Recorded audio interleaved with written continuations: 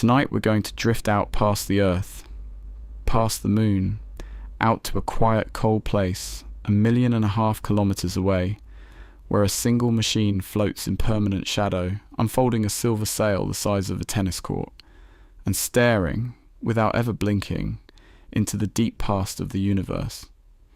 We're going to ask one small, strange question about that machine, and we're going to answer it very, very slowly. There is no hurry. There is nowhere else to be. Let's begin. Calm down. Relax. Settle in. Subscribe. We've got a long way to travel tonight. Even if you've never thought about it for a moment, the picture has passed in front of your eyes at some point in the last few years.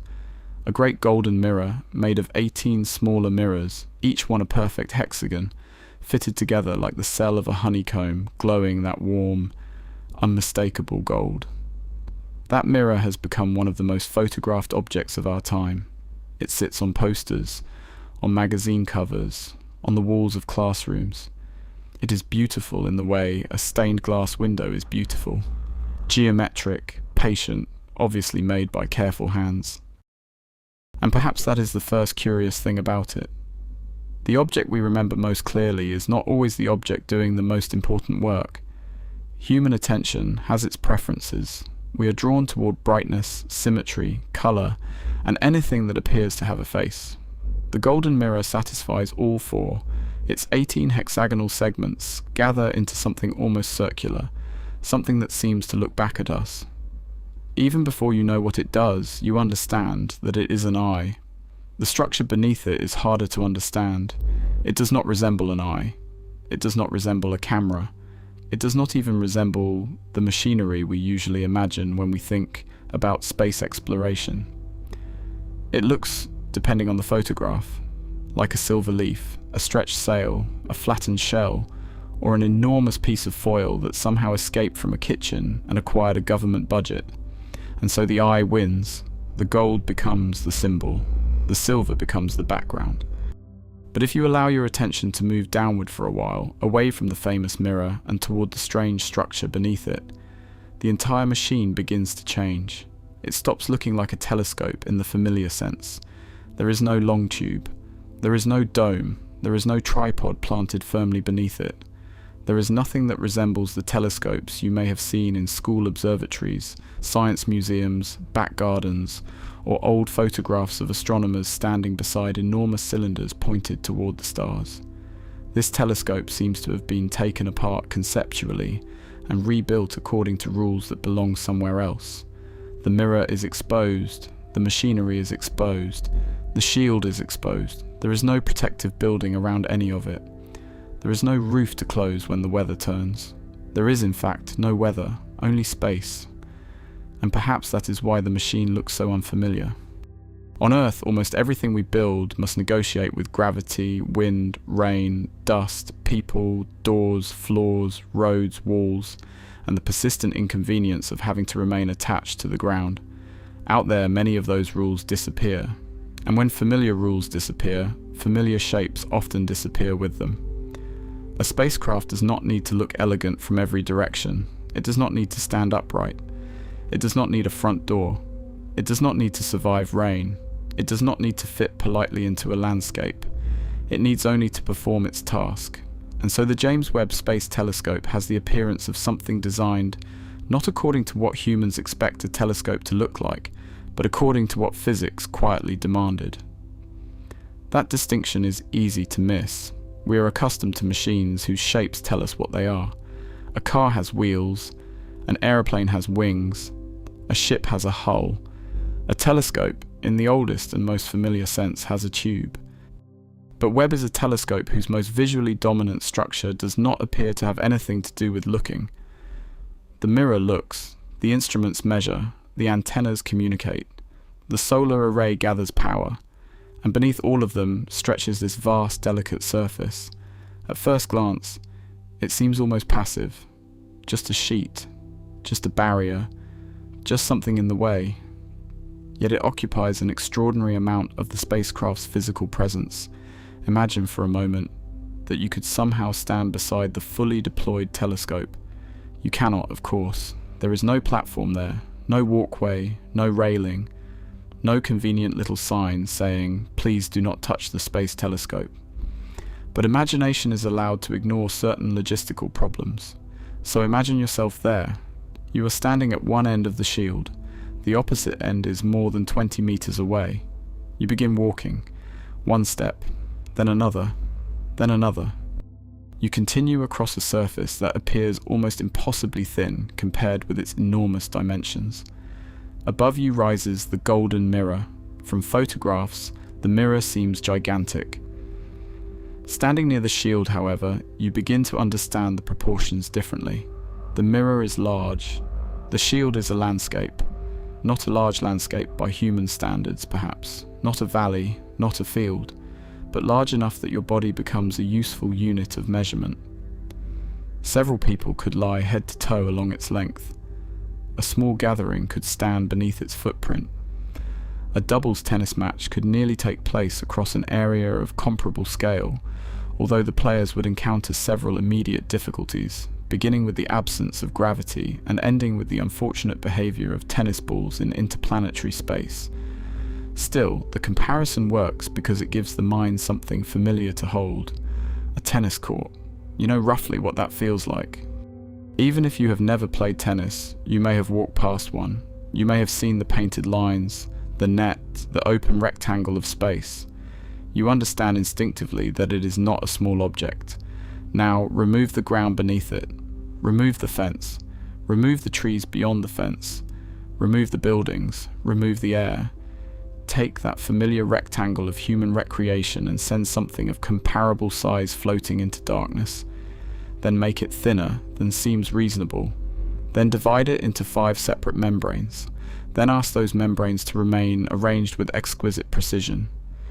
And suddenly the shield becomes difficult to dismiss as background scenery. Its size begins to feel intentional. Its delicacy begins to feel suspicious. Its existence begins to demand an explanation. But not yet. For now, we are only looking. There is a pleasure in allowing a question to remain unopened for a little while. Modern life rarely encourages this. We are trained to reach for answers immediately. A thought appears, and within seconds, a screen can supply a definition, a diagram, a video, an argument, another argument contradicting the first argument, and perhaps an advertisement for a product we did not know existed. Curiosity is often answered before it has time to become curiosity. Tonight there is no need for that. We can simply look at the object, the gold above, the silver below, the blackness around both, and the strange imbalance between what became famous and what remained quietly underneath. The golden mirror deserves its fame. Each of its 18 segments is coated with a microscopically thin layer of gold because gold reflects infrared light extremely well. The amount of actual gold involved is surprisingly small, but spread across the mirror's broad surface, it gives Webb its unmistakable appearance. The segments fit together in a pattern that seems almost biological: honeycomb, compound eye, flower, something grown and something manufactured at once. Perhaps that is part of its appeal. The human mind likes patterns that sit near the border between nature and design. Hexagons appear in honeycombs, crystals, basalt columns, snowflakes, and the geometry of efficient packing. They feel ancient even when machined to extraordinary precision. The mirror therefore carries a kind of visual familiarity. You may not understand the engineering, but the shape feels understandable. The shield does not offer the same comfort. Its outline is asymmetrical in ways photographs can exaggerate. Its layers wrinkle, its surface reflects light unevenly. It appears fragile. And perhaps most strangely, it does not look perfectly smooth. This is important to notice. Spacecraft are often presented to us through clean illustrations created long before launch.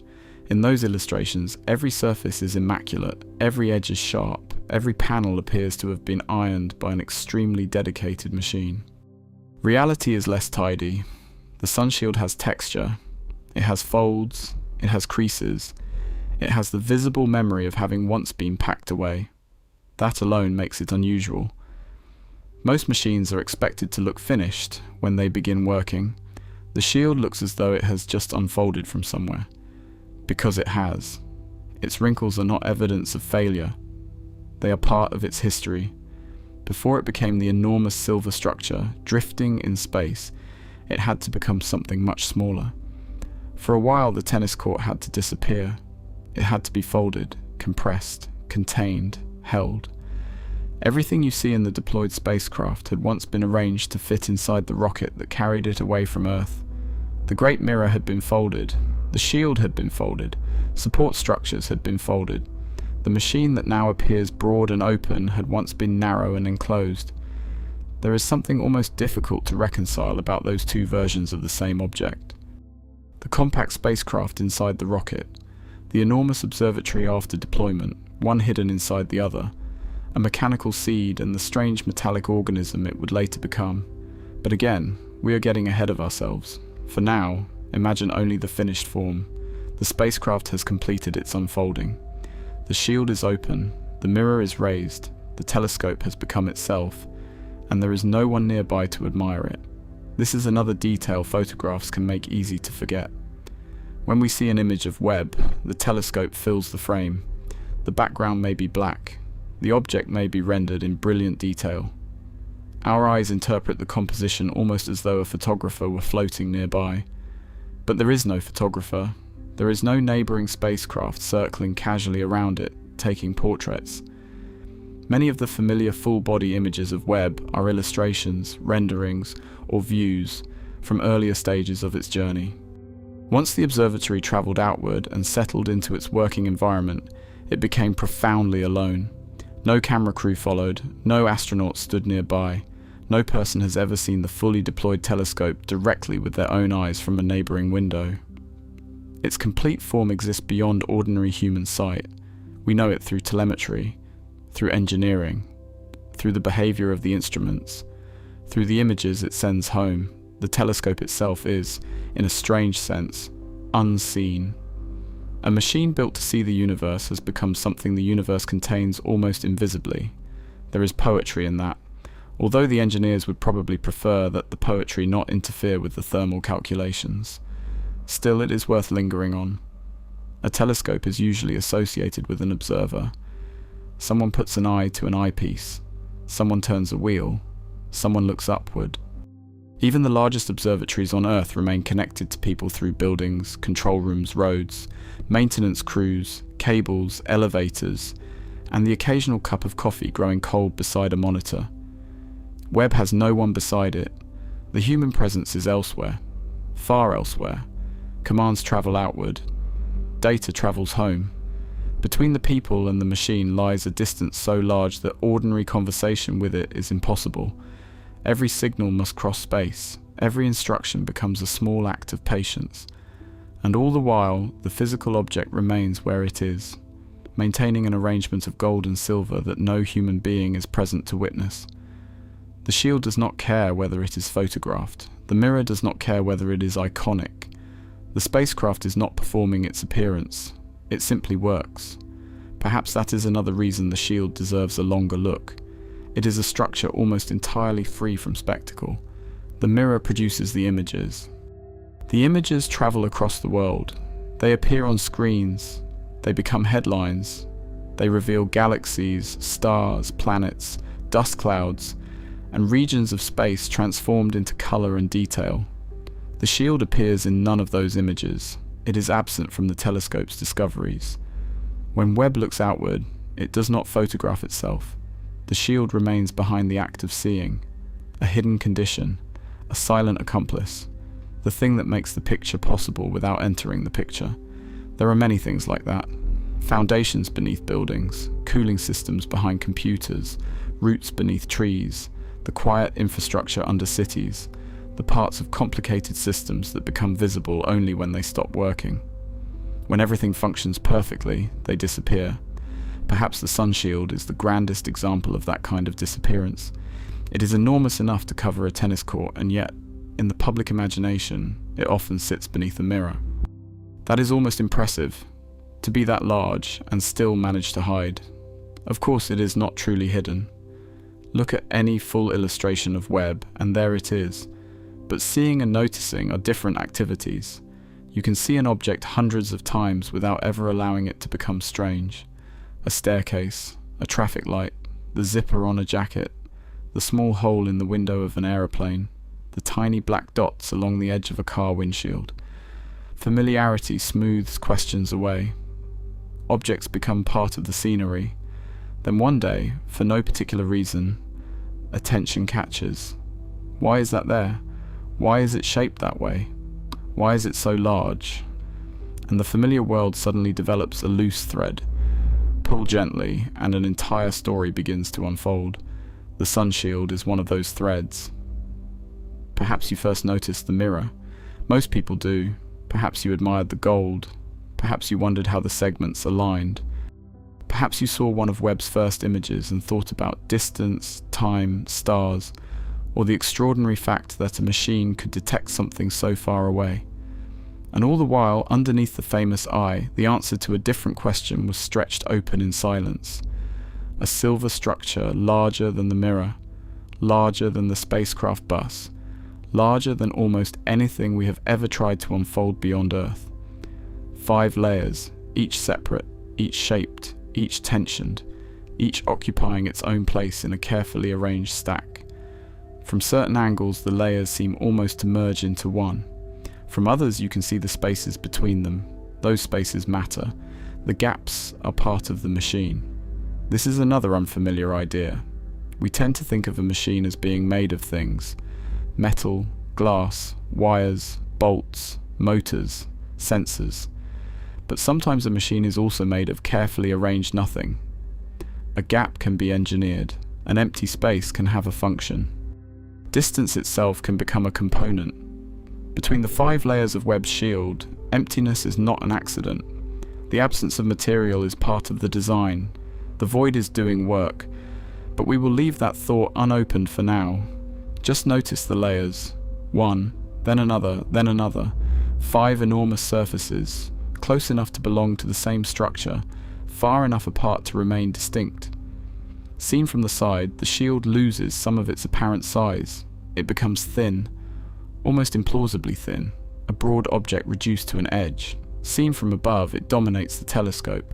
Perspective changes everything. The same spacecraft can appear to be mostly mirror or mostly shield depending on where imagination places the observer. Perhaps that is true of many things.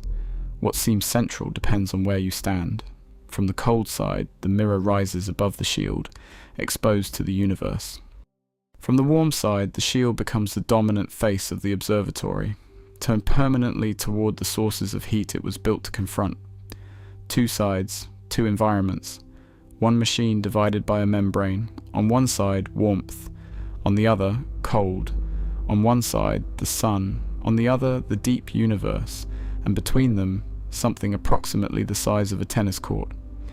Even before understanding why, you can sense that the spacecraft is arranged around a boundary. It has a front and a back, although not in the ordinary sense. A warm side and a cold side, a bright side and a dark side. A side concerned with survival and a side concerned with seeing. The shield lies between those worlds. The famous mirror belongs to one of them.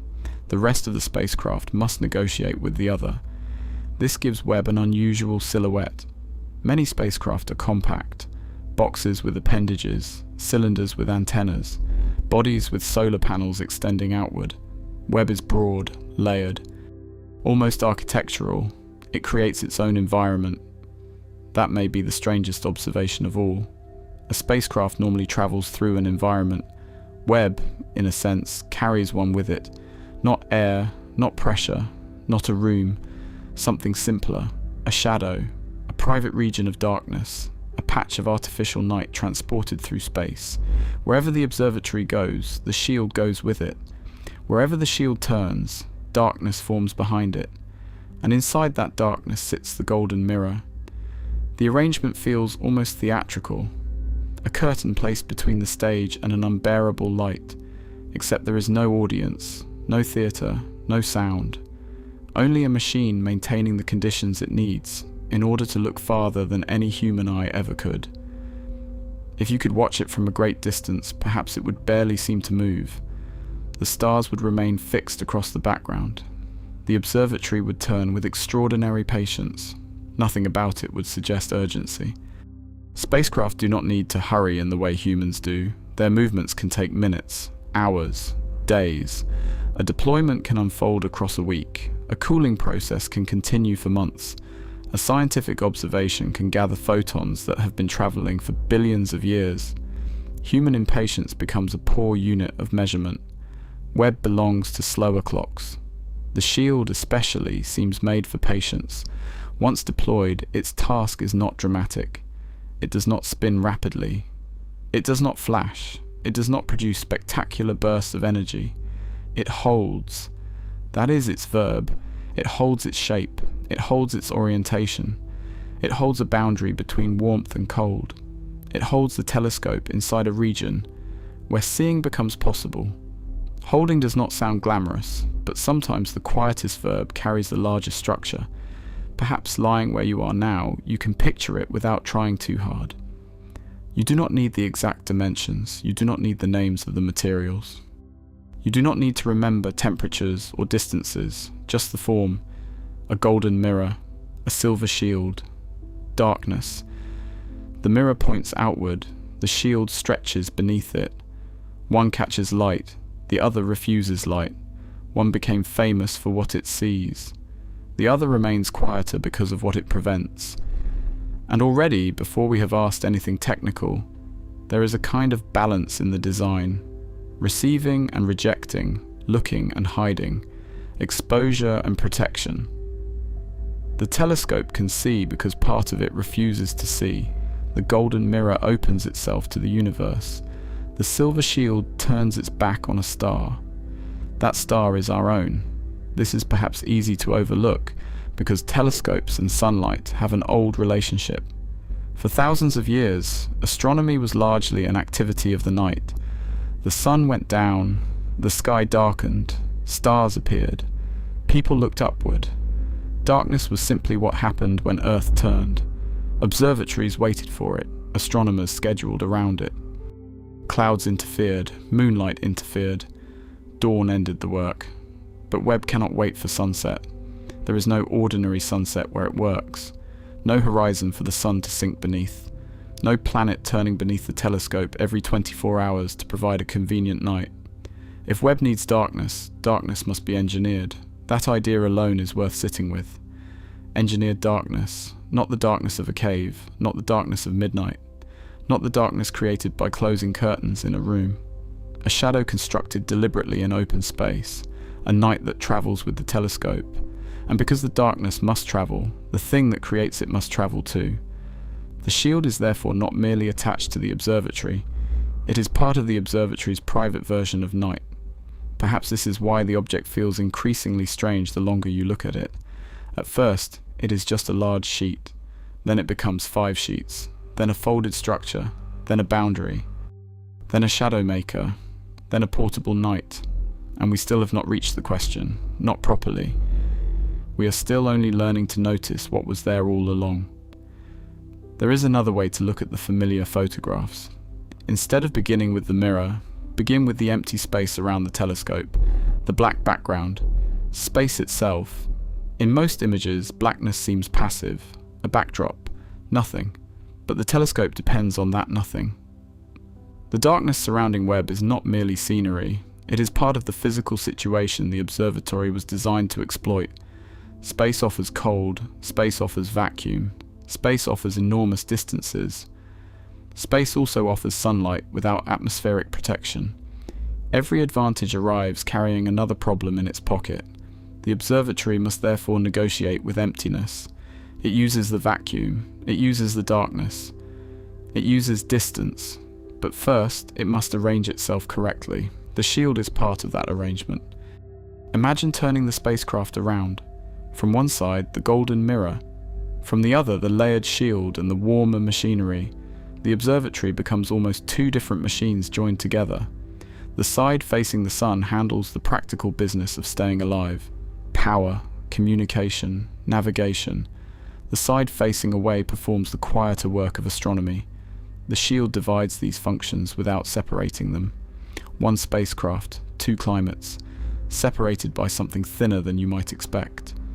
This is one of those engineering facts that becomes more remarkable when translated into ordinary experience. Imagine standing in a place where one side of a thin structure faces intense heat while the other maintains conditions of extreme cold. Imagine that the difference must remain stable.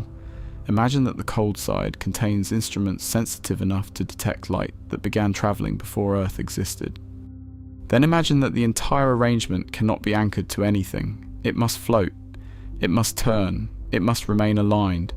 It must survive for years. And it must have been folded into a rocket before any of this began.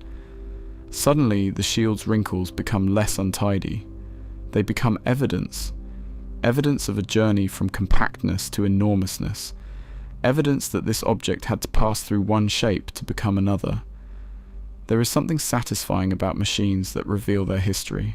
A worn tool, a ship's hull, a notebook with softened corners. The shield carries its history in folds, not damage, memory. It remembers, in material form, that it once had to fit somewhere much smaller.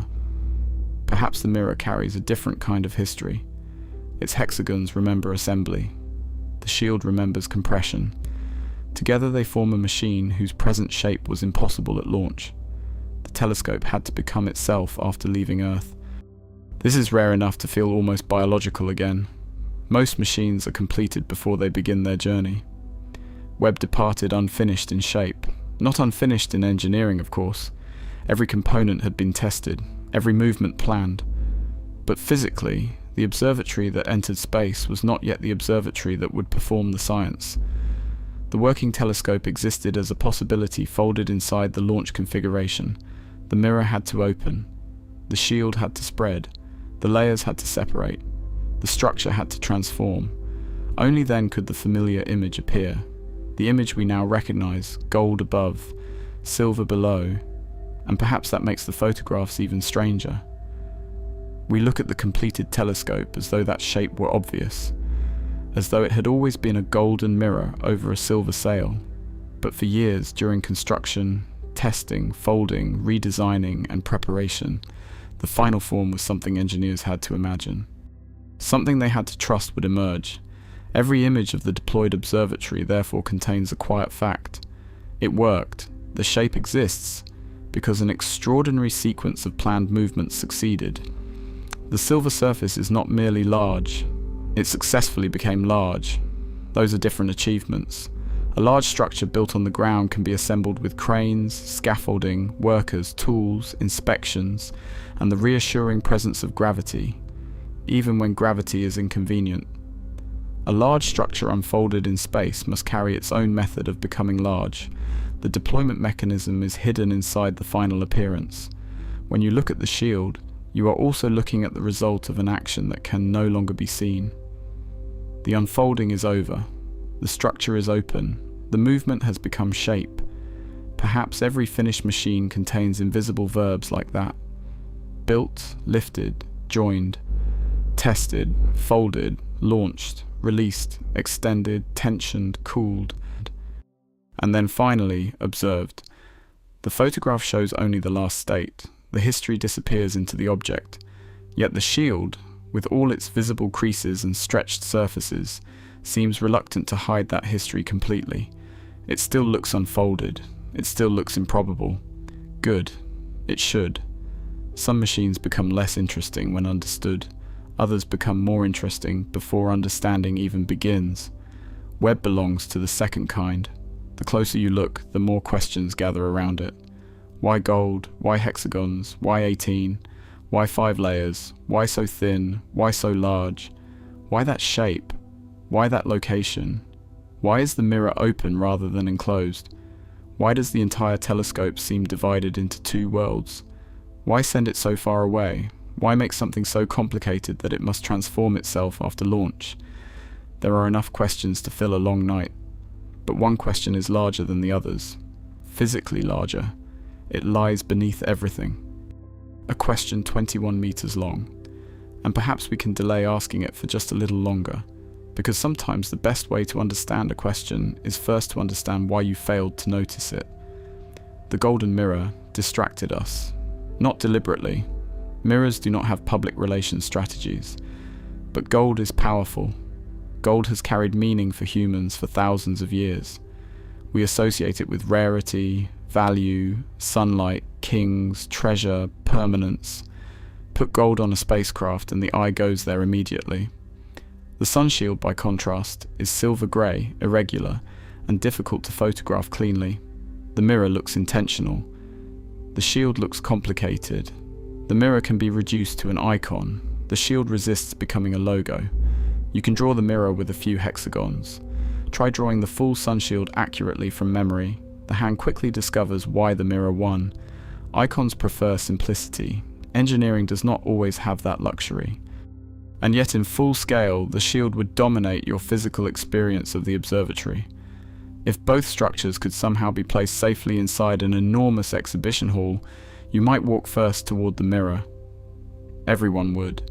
You would look up at the gold. You would see your own small reflection distorted across the segments.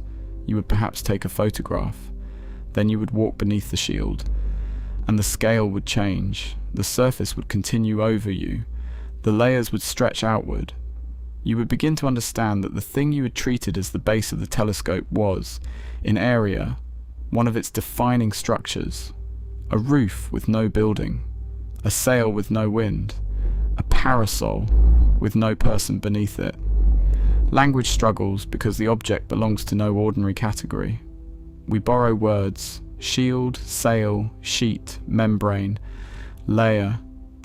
Each word catches part of it. None catches the whole. Perhaps that is appropriate. New machines often arrive before everyday language has prepared a comfortable place for them.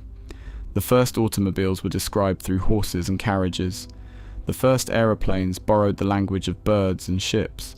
Spacecraft still borrow constantly. Solar sails, heat shields, space telescopes, service modules, buses, booms.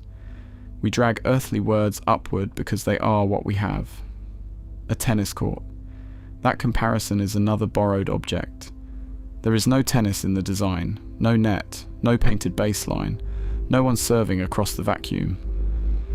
The comparison exists only because human imagination needs a room-sized thought. 21 meters by 14 meters is precise. A tennis court is felt, and feeling the size matters. Numbers can become slippery. 21 meters, 14 meters. The mind nods politely and lets them pass. But imagine walking across a tennis court. Imagine the distance from one end to the other. Imagine standing at the net and looking toward the baseline. Imagine that area transformed into 5 delicate layers and suspended beneath a telescope. Now the size begins to stay, and once the size stays, the question becomes unavoidable. Because large things are expensive, large things are difficult, large things are heavy unless extraordinary effort is made to keep them light. Large things are troublesome to launch. Large things create more opportunities for something to go wrong. Space engineering is not famous for adding unnecessary bulk. Every kilogram matters, every mechanism matters, every deployment matters. Every additional component enters a long conversation with risk. So when a spacecraft carries something enormous, there is usually a reason. When it carries something enormous and delicate, the reason is probably important. When it carries something enormous, delicate, folded, layered, and mission critical, the reason is waiting to be asked. But before we ask it, look once more. Not at an illustration now, not at a diagram. Just the idea. A machine alone in space, above a mirror built to receive light from almost unimaginable distances. Below, a shield built to reject light from the nearest star. The telescope lives between those two relationships with light. Wanted light, unwanted light, ancient light, nearby light. A few photons are precious, others are a problem. The universe does not label them. The telescope must arrange itself so that one kind can be gathered while another is kept away. That is the architecture you are seeing. The mirror and the shield are not separate visual curiosities. They are two halves of a choice. Yes to this light. No to that light. The golden surface says, come closer. The silver surface says, stay away. And the entire observatory hangs between those two instructions. Perhaps every telescope in some form makes the same choice. To see anything is also to exclude something. A camera frames, an eye focuses, an observatory selects. Looking is never simply receiving everything. It is the art of deciding what matters and reducing what interferes. Webb makes that ancient act of attention visible at enormous scale, a golden eye, a silver refusal. And if you allow yourself to become very quiet, the design begins to feel less alien. You do something similar whenever you close a curtain to see a screen more clearly, whenever you cup your hands around your eyes against glare, whenever you step into shade, whenever you turn off a lamp to see the stars through a window. You remove one light to notice another. The principle is familiar. Only the scale has become extraordinary. A curtain the size of a tennis court, a shade floating far from Earth, a telescope hiding from our own star so that it can see much older ones. That is the picture. Keep it for a moment. The mirror does not need to move quickly. The shield does not need to announce itself. The spacecraft holds its strange geometry in silence. Gold, silver, black. 3 colors, if black can be called a color here. 3 broad fields. The gold catches the eye. The silver waits beneath it. The black surrounds everything and seems endless. From Earth we receive the results. Images, spectra, measurements, discoveries. But out there the machine itself remains quiet. No applause reaches it, no headlines, no excitement. Only radiation, only gravity, only the patient arrival of light. The shield continues doing the least glamorous thing imaginable. It stays where it is supposed to stay. For an object of such extraordinary scale, its success is almost entirely uneventful. That is exactly what success should look like. No tearing, no uncontrolled movement, no sunlight reaching where it should not, no dramatic intervention, just stability, year after year, the kind of success that becomes invisible because nothing goes wrong. Perhaps that is why, when we look at Webb's discoveries, we rarely think first about the shield. The shield is working too well. Its reward for perfect performance is to disappear from the story. But tonight, we can put it back. Not yet as an explanation, just as a presence. An enormous silver presence beneath the famous mirror. Something that had to be there. Something large enough that engineers accepted all the trouble of making it. Something important enough to fold into a rocket. Important enough to unfold far from Earth. Important enough to build 5 times over, layer behind layer. Important enough that the telescope, for all its golden beauty, could not simply leave home without it. And perhaps now, finally, the familiar image has become unfamiliar enough. Perhaps the mirror no longer stands alone in your mind. Perhaps when you picture the James Webb Space Telescope now, you see the whole strange arrangement. The golden eye, the silver sail, the vast dark around them. Perhaps your attention moves downward automatically. Perhaps the shield has stopped being background. Good, because that is where the real question has been waiting, quietly, patiently, spread beneath the telescope all along.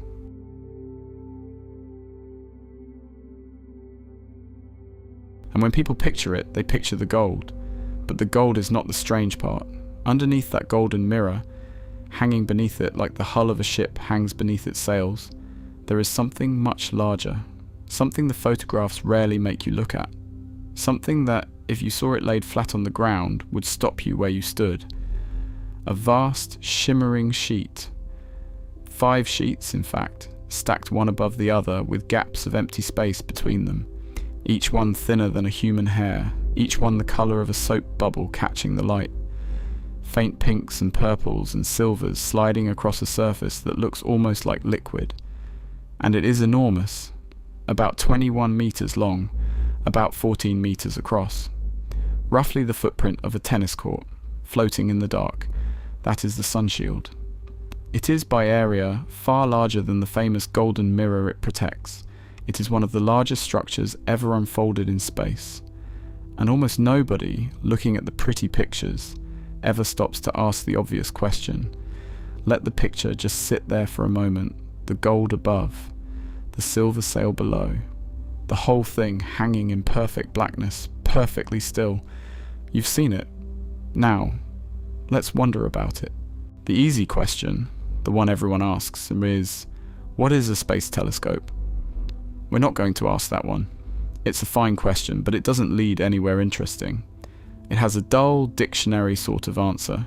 Here is the better question, the one that will keep us company for the next couple of hours. Why is the shield so absurdly, almost comically large? Think about how strange that is.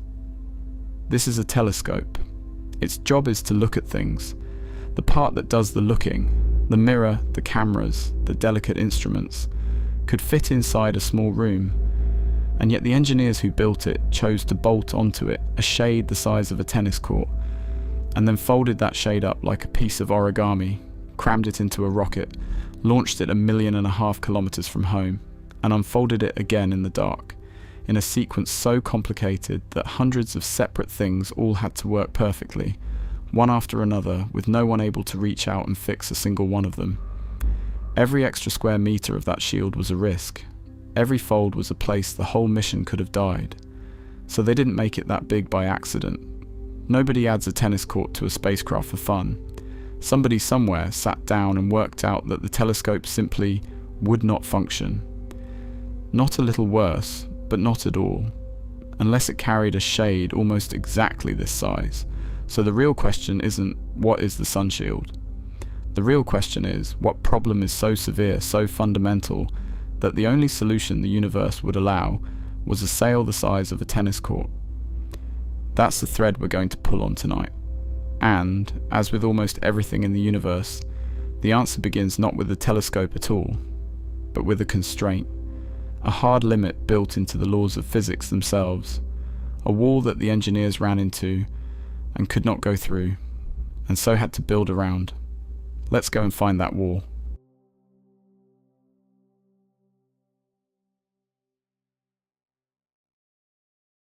And once a question like that has been noticed, it becomes surprisingly difficult to put back.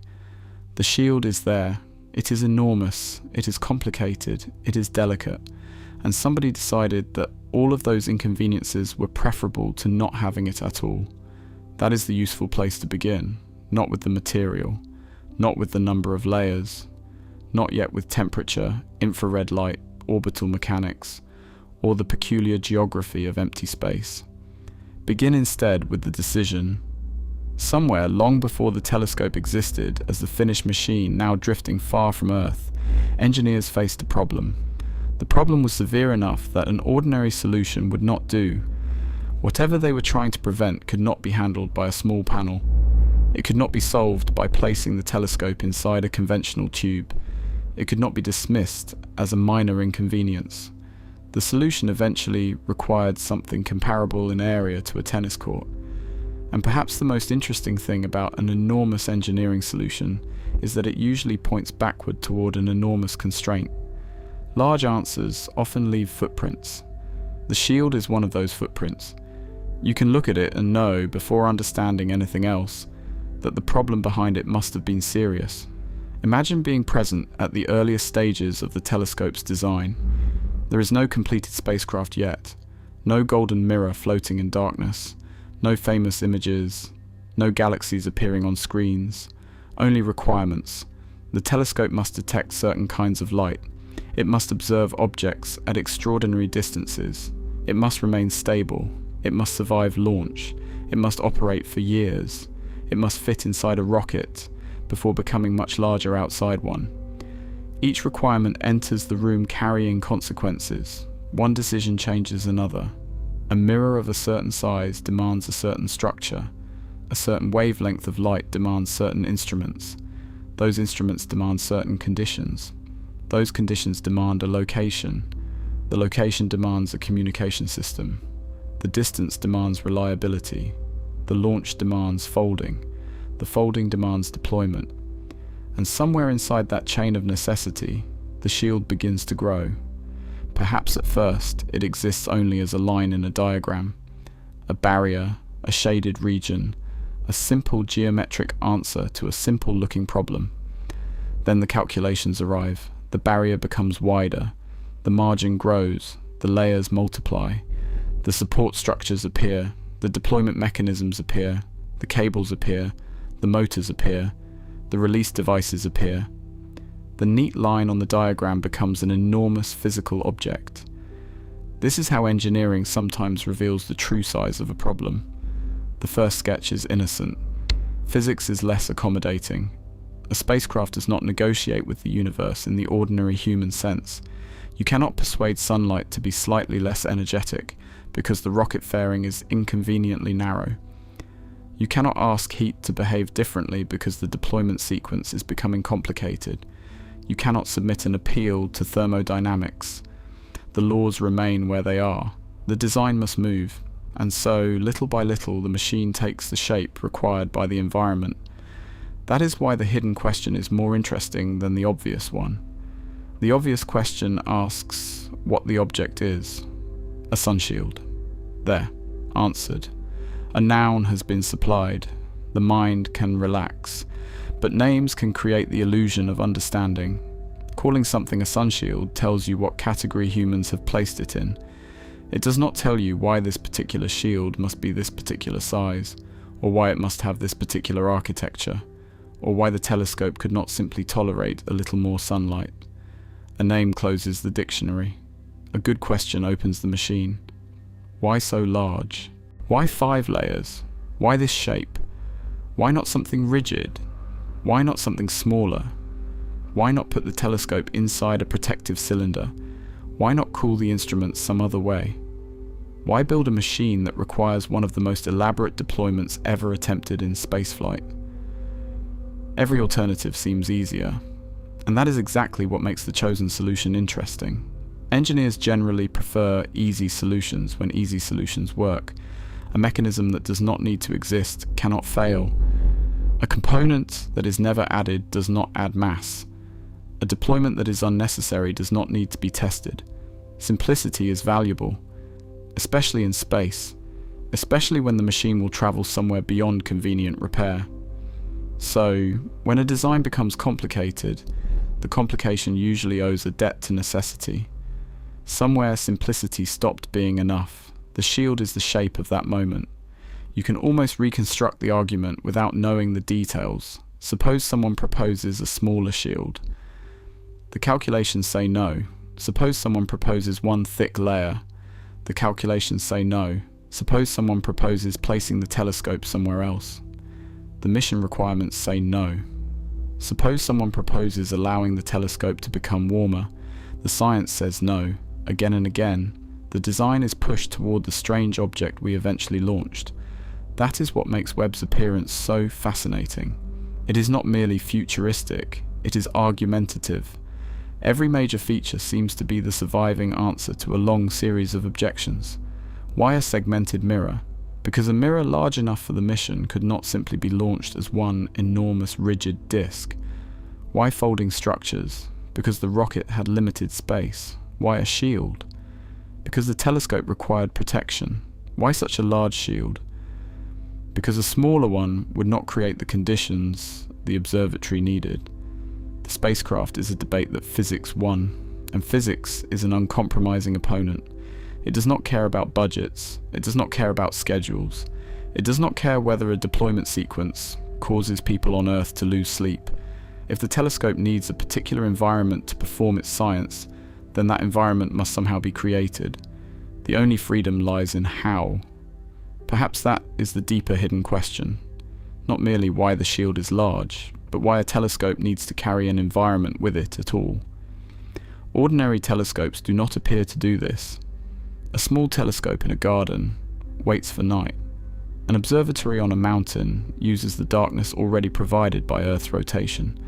A radio telescope may sit beneath open sky. Even a space telescope in orbit can rely on different combinations of insulation, orientation, cooling systems, and orbital conditions. But Webb carries an enormous boundary between itself and part of the universe. Why? What is it trying so desperately not to encounter? Sunlight seems like the obvious answer. After all, it is called a sunshield, but names can mislead by being only partly correct. If ordinary visible sunlight were the entire problem, perhaps the solution could be much simpler. A telescope can be pointed away from the sun. A baffle can block stray light. A cover can shade an instrument. Why create a 5-layer structure of extraordinary size? There must be more happening than brightness. The sun is not merely bright. The earth is not merely home. The moon is not merely a grey companion in the sky. To certain instruments, all three are something else, something the telescope must treat almost as contamination. And the shield is not merely making shade in the everyday sense. A tree makes shade, a roof makes shade, an umbrella makes shade. None of those objects needs 5 separated layers. None must maintain a vast thermal divide while floating in vacuum. The word shade is too gentle. Something more fundamental is being controlled. The clue lies in the telescope's purpose. Every machine is best understood by asking what would prevent it from doing its job. For a clock, perhaps friction. For an aeroplane, perhaps the loss of lift. For a submarine, perhaps pressure. For a telescope, we might first think of obstruction. Clouds, dust, a blocked view. But Webb's greatest enemy is more subtle. The telescope can have a perfectly clear view and still fail. Nothing may stand between its mirror and a distant galaxy. The optics may be aligned, the instruments may be functioning, the spacecraft may be communicating with Earth, and yet the observatory can still become unable to see what it was built to see. The enemy can come from the telescope itself. That possibility changes the nature of the question. A machine can interfere with its own purpose. The observer can become the obstruction. The instrument can produce the very signal it is trying to measure. This happens in many forms of science. A microphone can hear its own electronics. A camera sensor can produce noise. A measuring device can disturb the thing being measured. A laboratory can contain traces of the substance researchers are trying to detect. The world is full of whispers, and instruments are rarely silent. The more sensitive the measurement, the more important that silence becomes. Webb was built for whispers, not metaphorically alone, physically. Its targets can be extraordinarily faint. Some are unimaginably distant. Some are hidden behind dust. Some reveal themselves through tiny changes in light. The observatory is not merely looking for bright objects against blackness. It is measuring subtle differences, weak signals, small signatures, ancient photons. The quieter the signal, the more dangerous every competing source becomes. And perhaps now the size of the shield begins to acquire a different feeling. Not yet an explanation, but a direction. The shield may be large because the telescope is sensitive. The greater the sensitivity, the more carefully the environment must be controlled. A human eye can walk from a bright room into darkness and gradually adapt. At first, almost nothing is visible. Then shapes emerge. Stars appear. The pupil widens. The visual system changes its sensitivity. But imagine trying to see the faintest star while someone shines a lamp directly beside your eye. The star has not vanished. Its light is still arriving. The problem is not absence. The problem is competition. Now imagine that the lamp is not beside you. Imagine that you are the lamp. You are trying to see darkness while your own body shines. There is the strange edge of the problem. A telescope is made of matter. Matter has temperature. Temperature has consequences. The machine cannot simply stop being physical in order to observe the physical universe. It must somehow become quiet enough, dark enough, stable enough, and cold enough that its own existence does not overwhelm the thing it wants to detect. That is a difficult requirement, perhaps an impossible sounding one. Build a machine, then make the machine nearly disappear from its own measurements. The shield is part of that disappearance, a way of reducing the telescope's presence in the data, a way of allowing the universe to become louder than the instrument. And the universe, at the distances Webb explores, can be very quiet indeed. Consider a photon beginning its journey from an ancient galaxy. It leaves a star, or a cloud of glowing gas, or some region of a young universe very different from the one around us now. It travels. There is no road, no tunnel, no guide. It simply moves through space. Years pass, millions of years, billions. Stars are born elsewhere, stars die, galaxies change, planets form. On one small world, life appears. That life becomes complex. Eventually, some of it begins looking upward. The photon continues. Civilizations rise during the final microscopic fraction of its journey. People build lenses, then mirrors, then observatories. then rockets, then a telescope capable of waiting for precisely that kind of ancient light, and after crossing a distance almost impossible to imagine, the photon arrives, only to encounter a warm telescope shouting over it. That would be the tragedy of the design, to build an eye powerful enough to receive ancient light, but not quiet enough to notice that it arrived. So perhaps the shield is large because the ambition is large. The farther back you wish to see, the more carefully you must control what is near. This is a recurring pattern in observation. To hear something distant, reduce nearby noise. To see something faint, remove nearby glare. To measure something tiny, stabilize the instrument. The universe may be enormous, but discovery often depends on controlling a very small local environment. Webb looks across billions of light years. Yet part of its success depends on what happens across the few meters between its mirror and its shield. Cosmic scale and engineering scale meet there. A galaxy can be billions of light years away. A layer of material can be only fractions of a millimeter thick. Both matter to the same observation. That is one of the quiet pleasures of science. The enormous and the tiny are constantly interfering with one another. A distant world may reveal itself through a slight change in starlight. A microscopic coating may improve the reflection of infrared radiation. A vast shield may depend on tiny release mechanisms. The universe does not divide itself according to the convenience of human scale. Everything connects. And the hidden question begins pulling those scales together. Why is the shield so large? Because something very small must be detected. Why must something so large exist for something so faint? Because faintness is demanding. Sensitivity is expensive.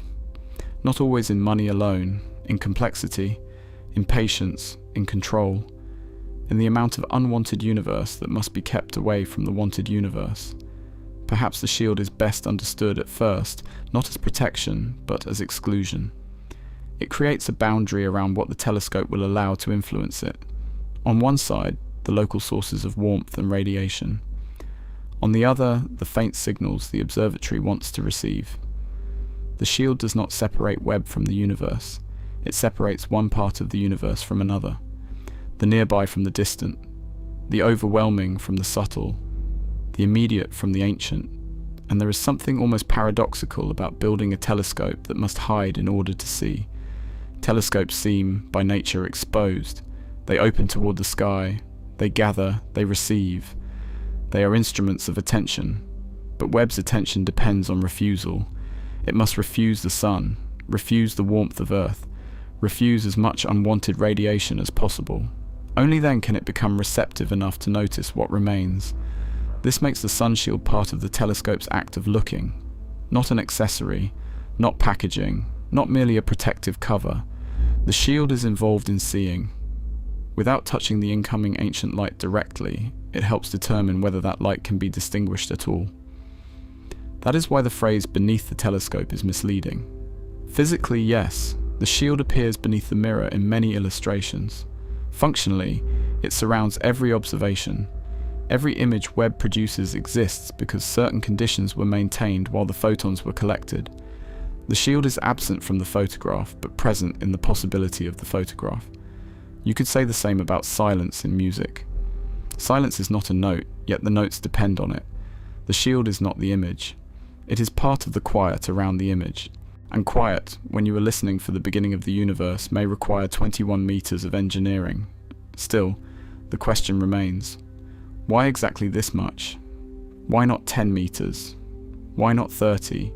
Why a broad diamond rather than a circle? Why 5 layers rather than 3 or 7? Why separate them? Why make them so thin?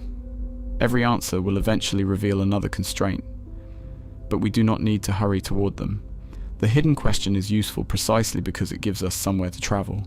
For now, imagine the engineers refusing to accept the first easy answer. A telescope needs shade. Fine. How much shade? What kind? At what angle? Against what sources? Under what conditions? For how long? How cold must the telescope become? How stable must that temperature remain? What happens when the observatory changes its pointing direction? What happens when sunlight reaches an edge? What happens when one layer warms? Where does that heat go? Every simple noun opens into a forest of verbs. Shade becomes block, reflect, radiate, separate, cool, orient, deploy, tension, maintain. The shield is not a static object. It is a process frozen into a structure. Energy arrives, energy is redirected. Heat moves, heat escapes. The telescope cools. The observatory remains aligned. The entire design is active even when nothing appears to move. This is another reason the question hides so well. The shield looks passive, a sheet, a surface, but the physics around it is constantly in motion. Photons arrive from the sun, they strike material. Some energy reflects, some is absorbed. Warm surfaces emit radiation. That radiation travels. Layers interact without touching. Heat finds paths outward. The spacecraft exists inside a continuous river of energy. The shield is not a wall placed in an empty room. It is a carefully shaped interruption in that river. The universe is never truly still. Even in deep space, energy moves. Light crosses enormous distances. Objects radiate, particles travel. Gravity shapes trajectories. A spacecraft that appears motionless is participating in countless exchanges.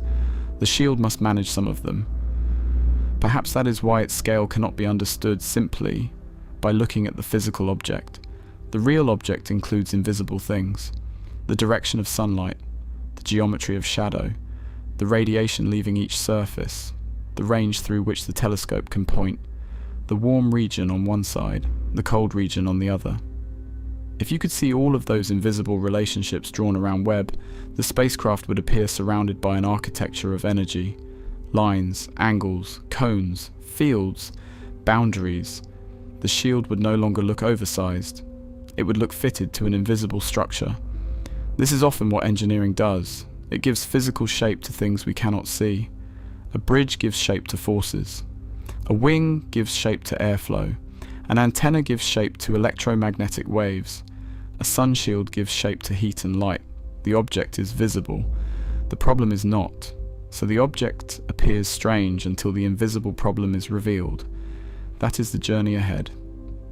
We are going to make the invisible problem visible, slowly, one constraint at a time, and when we are finished, perhaps the shield will no longer look absurdly large. Perhaps the opposite. Perhaps it will look surprisingly small.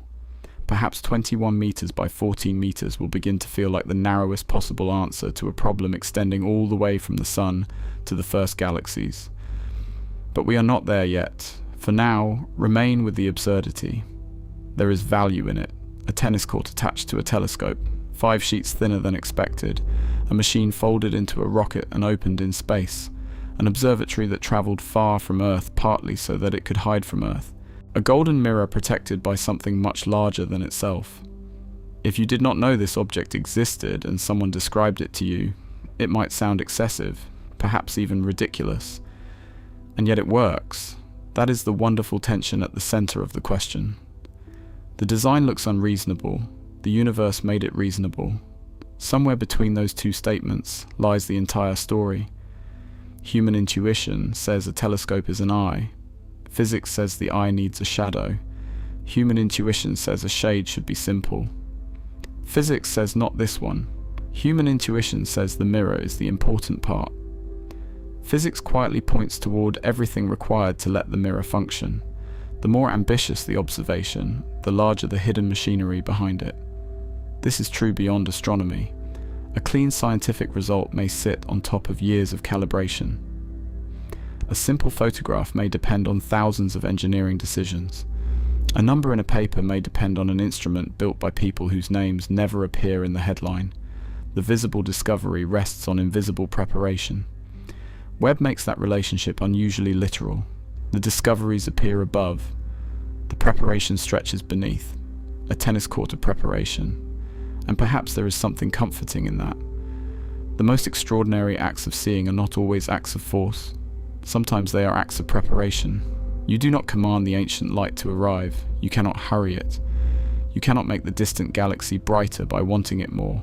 You prepare an instrument. You remove interference. You create the conditions. Then you wait. The photon does the rest. Webb is, in this sense, a machine built for patience. The shield is patience made physical. It does not reach toward the galaxies. It does not chase them. It simply maintains the quiet in which their light can finally be noticed. And maintaining quiet is harder than it sounds, especially when the nearest star is pouring energy across space. Especially when the telescope itself is made of material that can warm. Especially when the signals you seek are faint. Especially when you intend to look farther back in time than any ordinary eye could imagine. The hidden question therefore begins to change again. Why is the shield so large? Because the telescope is trying to become quiet. Why must it become quiet? Because the universe it wants to hear is faint. Why is that universe faint? Because it is distant. Because its light is ancient. Because space itself has changed that light during its journey. And there, at last, the question begins pointing away from the spacecraft.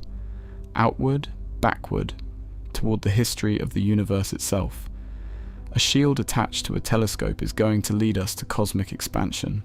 A piece of thin material is going to lead us towards ancient galaxies. A question about size is going to become a question about temperature, and a question about temperature is going to become a question about light. This is how good questions behave. They refuse to remain where you found them. You begin beneath a golden mirror. You notice a silver sheet. You ask why it is so large. And before long, the whole universe has entered the answer. Not because we forced it there, because the design already contains it.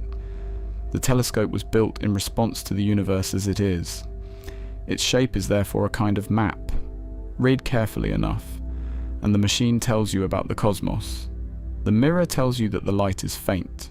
The segmentation tells you that the aperture must be large. The shield tells you that heat is dangerous. The location tells you that geometry matters. The instruments tell you that not all light can be seen by human eyes. Every component is an answer, and every answer points toward a question that came before it. Tonight, we are walking backward through those answers, from the finished machine toward the laws that forced it into this shape.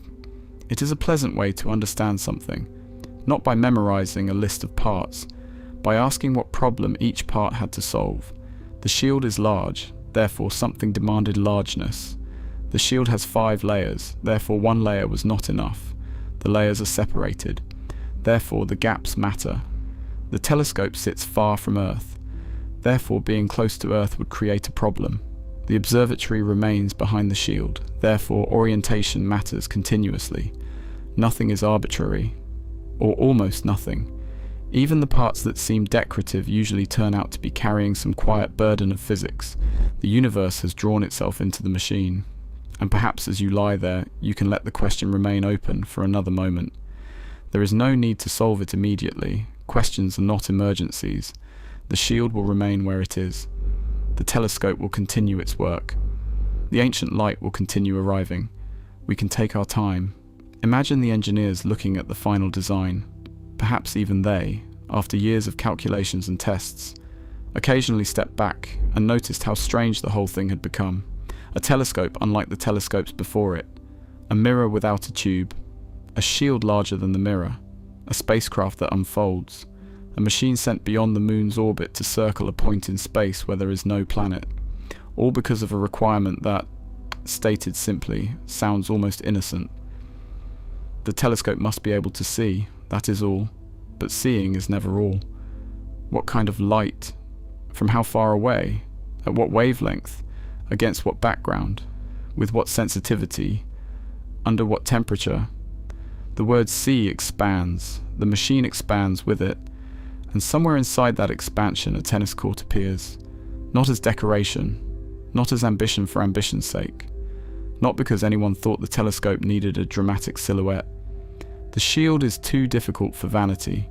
Every fold had to be designed, every membrane manufactured, every cable routed, every release tested, every possible failure studied. No one volunteers for that amount of complexity unless the alternative is worse. That is perhaps the strongest clue of all. The shield was difficult, therefore not having it was impossible. A difficult solution can survive only when the problem is more difficult. So let us sharpen the question one final time. Not what is the Sunshield? Not merely why is it large, but what would happen without it? Imagine Webb with the shield removed. The golden mirror remains, the instruments remain, the spacecraft remains. The telescope may still point, it may still communicate, its mirror may still gather light. From a distance it may still look like an extraordinary observatory. But would it still be Webb? Would it still see what it was built to see? Or would the absence of that enormous silver structure transform the most advanced infrared telescope ever launched into a machine overwhelmed by its own environment? That is the real test of importance. Remove the component. Watch the mission disappear. The shield is not there to improve the telescope slightly. It is not a luxury option. It is not the astronomical equivalent of tinted windows. Without the conditions created by that shield, the observatory's central purpose begins to collapse. And now the question has teeth. What kind of telescope can be blinded by warmth? What kind of light is so faint that the machine must hide from the sun, the earth, and even itself? Why does seeing farther into the universe require becoming colder? Why does looking backward in time require a shadow? There. Now we have reached the edge. The hidden question has done its work. It has taken an object we almost ignored and turned it into a doorway. Beyond that doorway waits a simple fact. A fact so ordinary that your own body demonstrates it at this very moment. A fact that applies to stars, planets, spacecraft, cups of tea, sleeping animals, walls, dust, mirrors, and you. Everything warm does something, quietly, continuously, whether anyone is watching or not. And once we understand what that is, the strange silver shield will begin, at last, to explain itself. Here is the constraint. It's a simple one, and everything else grows out of it. Everything warm, glows.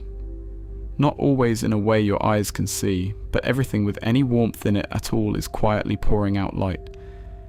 You are doing it right now. Your body, lying there in the dark, is glowing softly, steadily, in a kind of light called infrared. Your eyes can't detect it, but the right camera could see you shining in the blackness, like a soft human-shaped lantern. The warmer a thing is, the more it glows, and the shorter the wavelength of its glow. A cooling ember, a radiator, a mug of tea, a sleeping animal, a planet, a star. Each one is broadcasting its temperature outward into the dark as light. Warmth is not a private thing. Warmth announces itself. Hold on to that. Everything warm glows. We'll come back to it. Now, the second half of the constraint. This one is about the telescope's true purpose, and it's one of the most beautiful facts in all of science, so let's take it gently. The James Webb Space Telescope was not built to see ordinary light. It was built to see infrared. It was built, in other words, to see the glow of warmth, and above all, to see the oldest light in the universe. Here is why those are the same thing. The universe is expanding, not into anything. There's no edge, no outside, but expanding within itself, every distance slowly growing, like a loaf of raisin bread rising in an oven, every raisin drifting away from every other. And as space itself stretches, the light travelling through it stretches too. A wave of light that set out billions of years ago, from some of the very first stars and galaxies ever to switch on, gets pulled longer and longer and longer by the stretching of space along the way.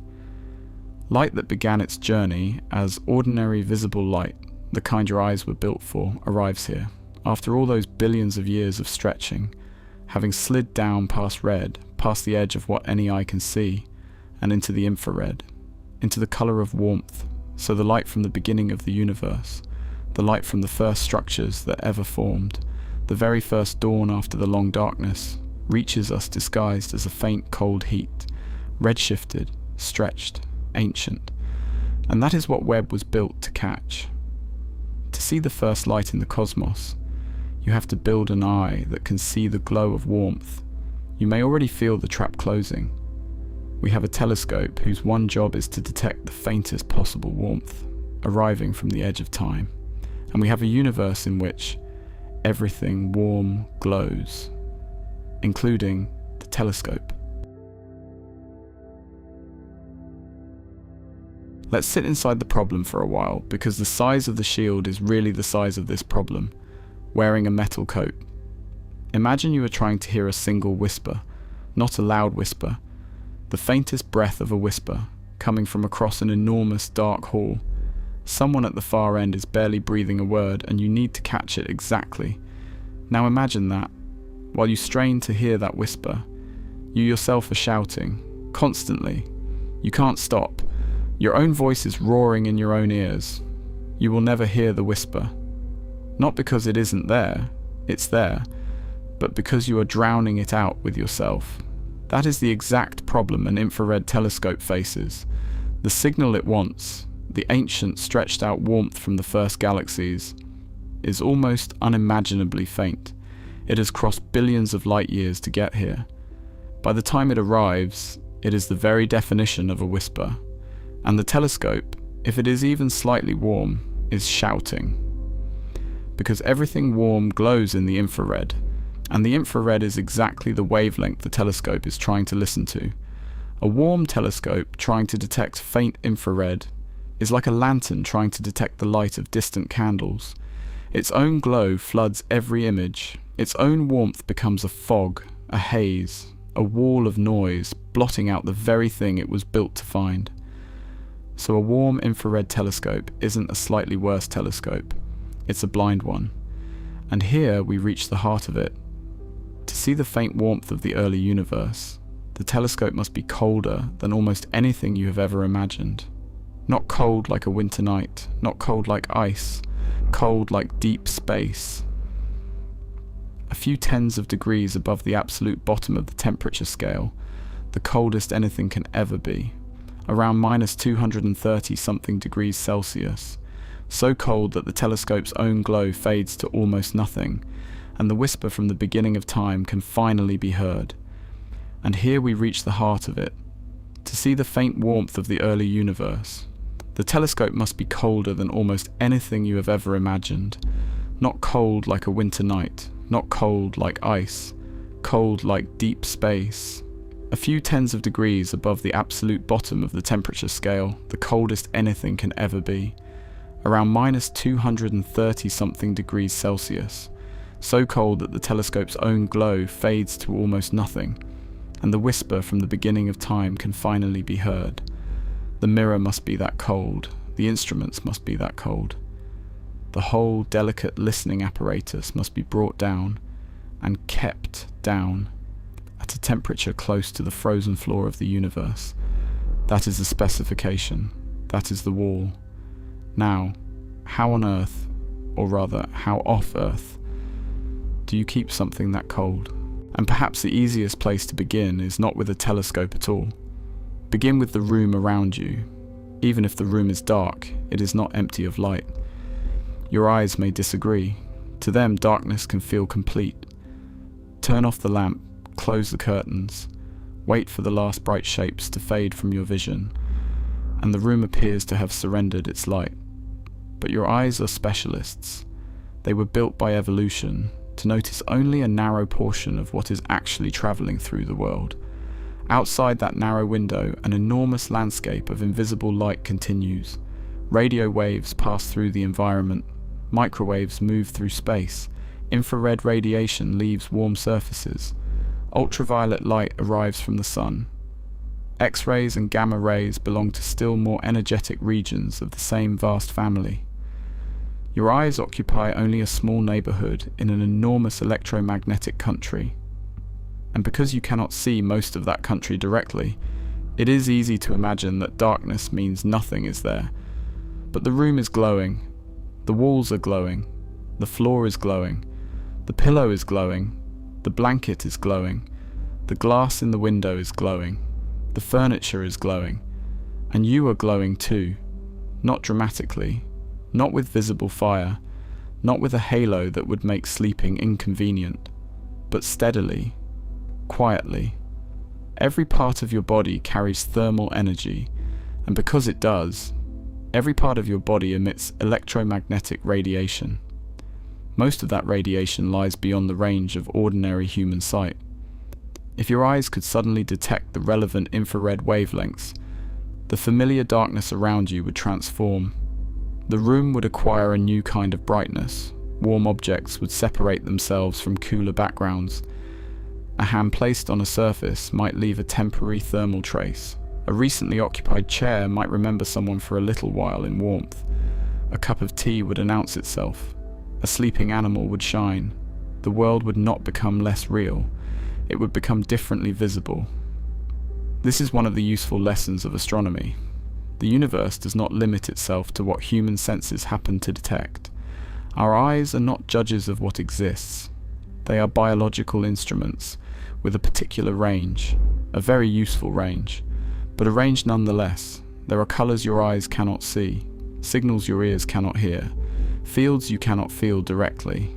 The cosmos is under no obligation to fit itself inside human perception, so we build extensions.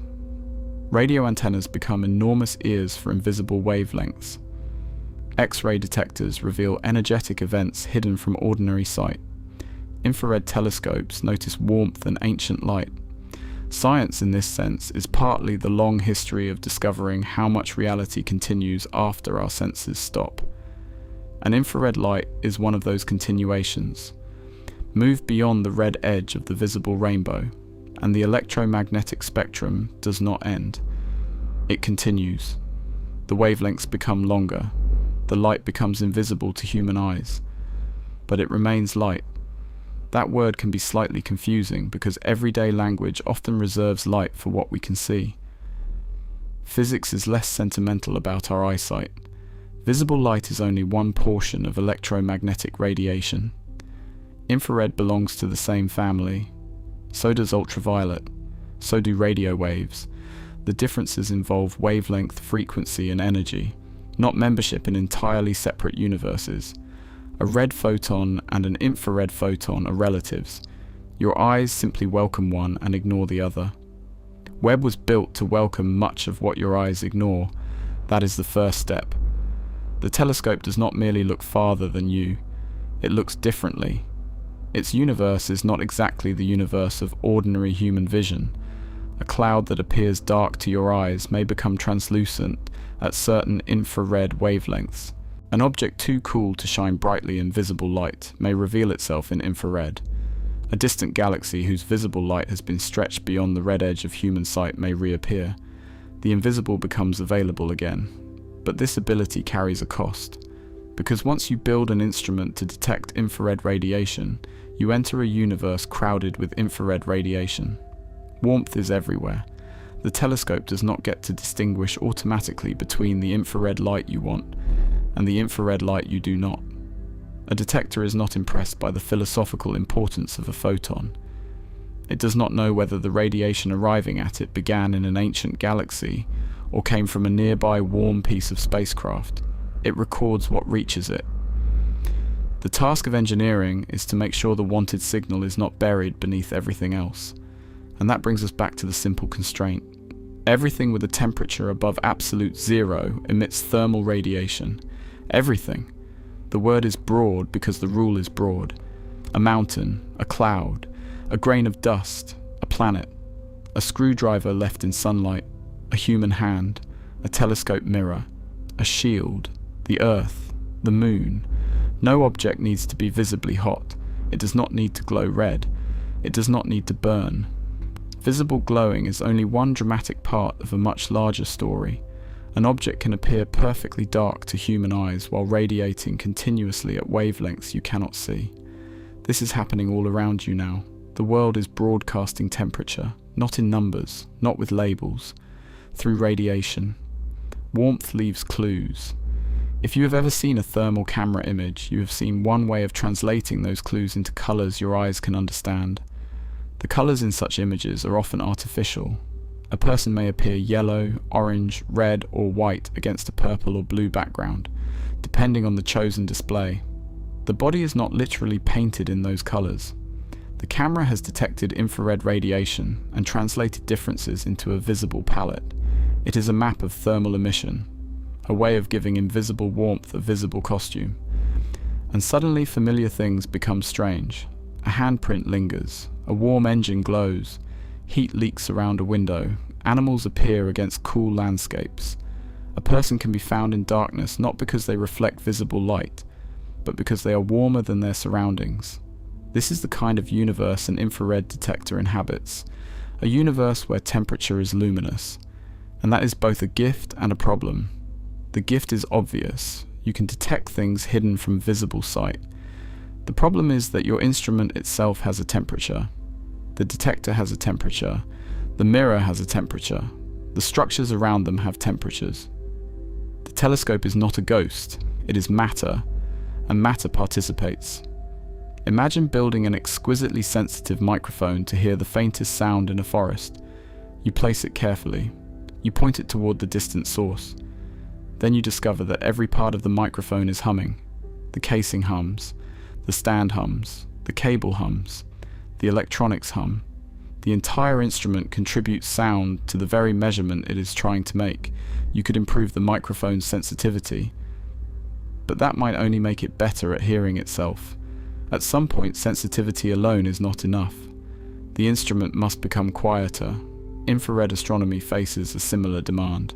To see faint infrared light, the telescope must reduce its own infrared emission. And because thermal emission depends strongly on temperature, one of the most powerful ways to reduce that unwanted glow is simple in principle. Make the telescope cold, very cold. The colder the relevant parts become, the less thermal radiation they produce at the wavelengths that matter. Their own contribution fades. The background quiets. The faint astronomical signal becomes easier to distinguish. This is why cold is not merely a matter of protecting delicate electronics. It is part of the observation itself. The temperature of the telescope becomes part of its ability to see. That may feel unfamiliar because ordinary optical telescopes do not usually enter public imagination as refrigeration problems.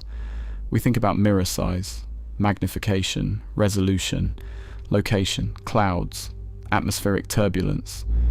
But for an infrared observatory, temperature can become one of the central design constraints. A warm infrared telescope can become its own unwanted astronomical object. It glows into its own instruments. The machine becomes part of the sky it is trying to measure.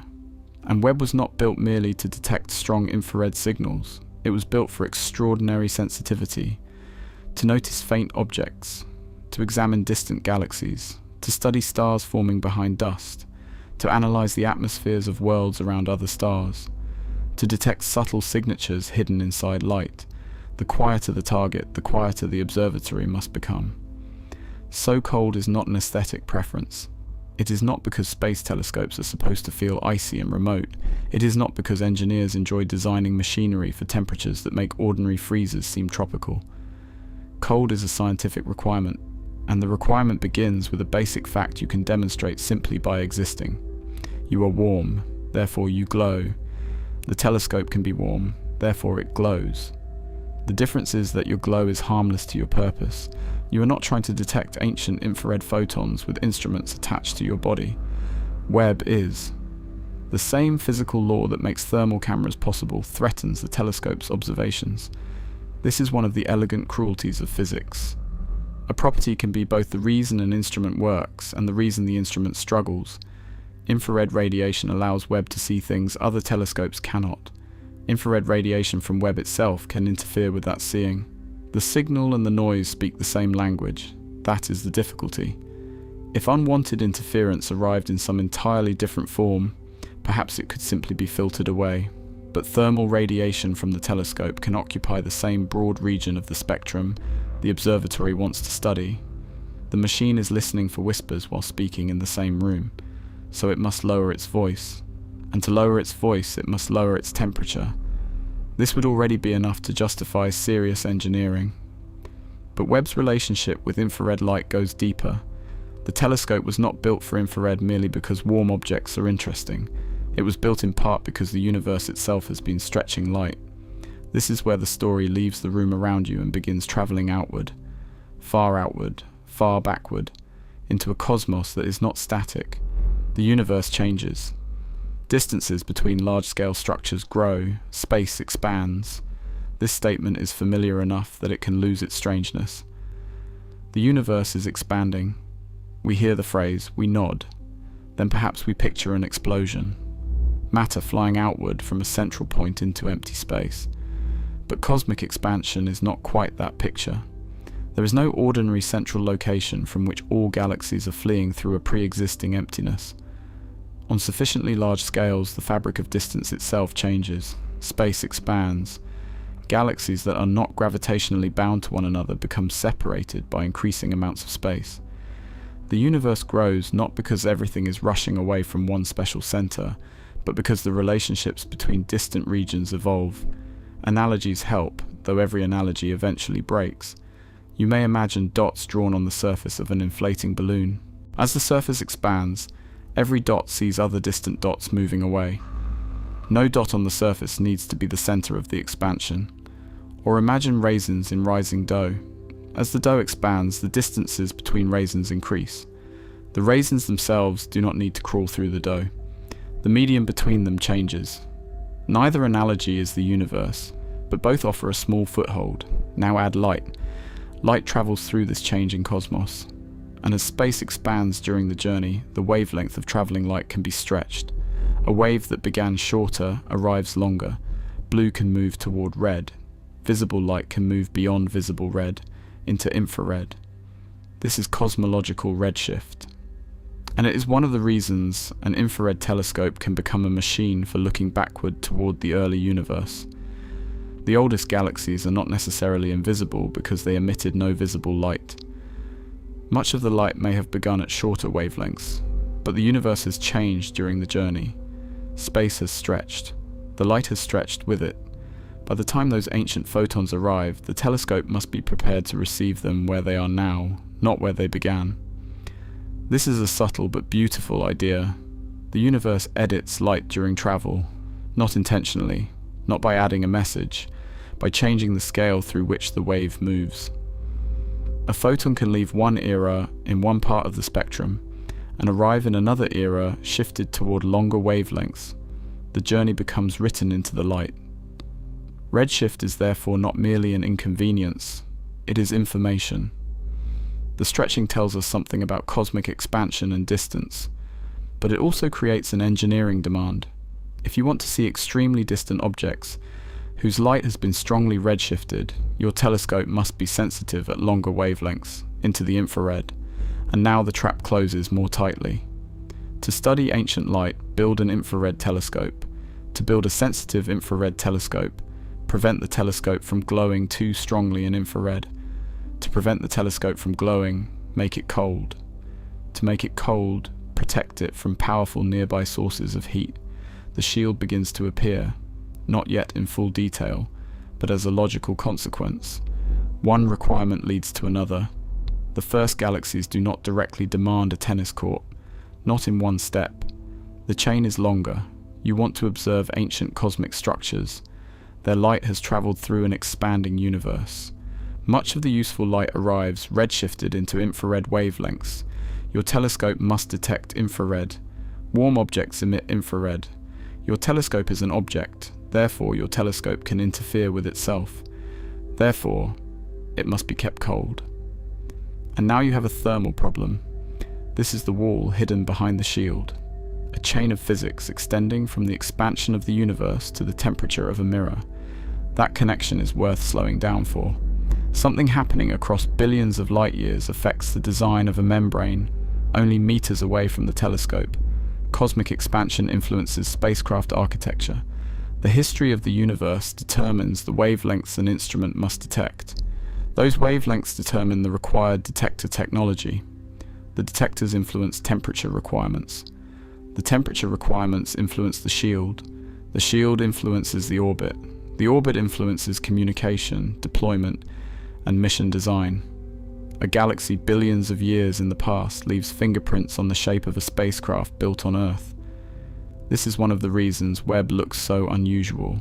Its architecture is not merely the product of human imagination. It is a response to cosmic history.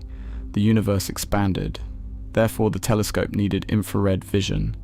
The telescope needed infrared vision. Therefore, it needed cold. It needed cold. Therefore, it needed darkness. It needed darkness. Therefore, engineers built a portable night, a silver one, 5 layers deep. The full answer is more complicated, of course. Good engineering always is. But the chain is already visible, and perhaps the shield now feels slightly less arbitrary. It has not become smaller, it has become connected. That is often the difference between something appearing absurd and something appearing inevitable. Before understanding the constraint, the solution seems excessive. After understanding the constraint, the solution begins to look like the shape the problem wanted. But let us remain with the light for a while, because the phrase oldest light can create the wrong picture. When Webb observes a very distant galaxy, it is not seeing that galaxy as it exists now. It is seeing the galaxy as it was when the observed light began its journey. Looking far away is looking into the past. This is not a special trick of Webb. It is true whenever you see anything. Light takes time to travel. The moon you see is slightly in the past. The sun you see is several minutes in the past. Nearby stars are years in the past. Distant galaxies can be millions or billions of years in the past. The farther the light travels, the older the image. Astronomy is therefore built on delayed arrival. The sky is not a single present moment. It is a collection of histories arriving together. Look upward, and you are seeing different distances and different times layered across the same apparent dome. A nearby object may show you a relatively recent past. A distant galaxy may show you an era before the sun existed. The night sky is a time machine without moving parts. Webb extends that principle toward extraordinary distances. Its mirror does not physically travel into the early universe. The early universe travels to the mirror as light, very slowly, across billions of years. The telescope waits at the end of the journey, and because the light has been stretched during that journey, Webb must meet it in the infrared. Imagine a message written in a color that changes while crossing the universe. By the time it reaches you, you need a different kind of eye to read it. That is roughly the situation. The ancient cosmos sent visible and ultraviolet light. Expansion shifted much of that radiation toward longer wavelengths. The message arrives altered, but not erased. Infrared instruments become translators of distance, and yet standing between Webb and that ancient message is the nearby universe, the sun, the earth, the moon, the telescope itself, warm components, stray radiation. Every local source is vastly closer than the galaxies Webb wants to study. Distance weakens signals. Proximity strengthens interference. The ancient universe arrives as a whisper. The local environment can arrive as a shout. This is why astronomy often depends on escaping home. Earth is wonderful for life. It is not ideal for every kind of observation. The atmosphere protects us. It also blocks portions of the electromagnetic spectrum. The planet provides warmth. That warmth can become background radiation. Cities provide light. That light washes out stars. The very conditions that make Earth comfortable for observers can make certain observations difficult. So telescopes climb mountains. Then they fly above the atmosphere. Then for some missions they travel farther still. Each journey outward removes one kind of interference and introduces another set of engineering problems. There is no perfect location, only locations suited to particular questions. Webb's question required a cold observatory with a broad view of the infrared universe, and that requirement pulled the telescope away from the familiar neighborhood of low Earth orbit. But before location comes temperature, and before temperature comes the strange fact that there is no such thing as a perfectly non-glowing warm object. You can hide visible light, you can paint something black, you can place it in darkness. It still radiates according to its temperature and material properties. Thermal radiation does not require an object to be illuminated first in the way reflected visible light does. A warm object emits because it is warm. Its atoms and molecules possess thermal motion. Electromagnetic radiation emerges from that energetic state. The exact distribution depends on temperature. Warmer objects tend to emit more total radiation, with the characteristic peak shifting towards shorter wavelengths as temperature increases. Cooler objects emit less, with the peak at longer wavelengths. This relationship is one of the foundations beneath infrared astronomy. It is also why the night sky can contain objects invisible to the eye, yet bright to infrared instruments. A cool cloud of dust may not blaze in visible light, but it can glow thermally. A planet may be overwhelmed by the visible brightness of its star. Yet infrared observations can reveal different contrasts and different features. A young star hidden inside dust may be difficult to see in ordinary visible wavelengths. Infrared can penetrate portions of that dust more effectively. Different wavelengths reveal different universes occupying the same space. This is important. Webb is not merely taking ordinary pictures with better zoom. It is not a larger human eye. It is a different kind of observer. The universe Webb sees contains structures that visible light astronomy can miss or interpret differently. Dust becomes less opaque at some infrared wavelengths. Cool objects become more prominent. Redshifted galaxies return from beyond the edge of visible perception. The same cosmos rearranges itself according to the wavelength used to observe it. If human eyes had evolved differently, our intuitive picture of the universe might be different too. Imagine seeing thermal infrared naturally. Night would not feel the same. Warm animals might remain visible in darkness. The sky would be transformed by atmospheric absorption. Everyday objects would carry thermal halos and gradients. Or imagine seeing radio waves. The environment would become almost incomprehensibly crowded. Human perception gives us one narrow slice and calls it normal. Astronomy teaches us that normal is merely local. Webb was designed to leave our visual normal behind, and because it did, the telescope had to obey a new set of practical rules. A visible light telescope can tolerate thermal conditions that would be disastrous for certain infrared observations. An infrared observatory must think constantly about heat, not think literally, of course. The engineers did the thinking in advance. The spacecraft now carries the result. Every thermal surface, every orientation, every material, every gap, every reflective coating, every layer. The telescope is a physical memory of calculations performed years before launch, and those calculations begin with energy. How much arrives? Where does it go? What reflects? What absorbs? What conducts? What radiates? What reaches the instruments? Thermal engineering is partly the art of accounting for invisible movement. Heat does not vanish because we would prefer it elsewhere. It moves through conduction, through convection where matter permits it, through radiation. In the vacuum of space, the familiar rules of cooling change because there is no surrounding air to carry heat away by ordinary convection. A fan cannot simply blow warm air off the telescope into space. There is no air. The spacecraft must manage heat largely through conduction within its structures and radiation away from surfaces. This makes geometry extraordinarily important. Which surface faces what? What can see the sun? What can radiate toward deep space? What is connected physically to something warm? What is isolated? The telescope's thermal environment becomes a problem of pathways. Heat follows available routes. The engineer's task is to make the unwanted routes difficult and the desired routes easy. The Sunshield is one of the grandest examples of that strategy. It does not create cold from nothing. Cold is not a substance stored behind the shield. The shield manages energy. It prevents much of the incoming solar energy from reaching the observatory's cold side and allows heat to radiate away. This distinction matters.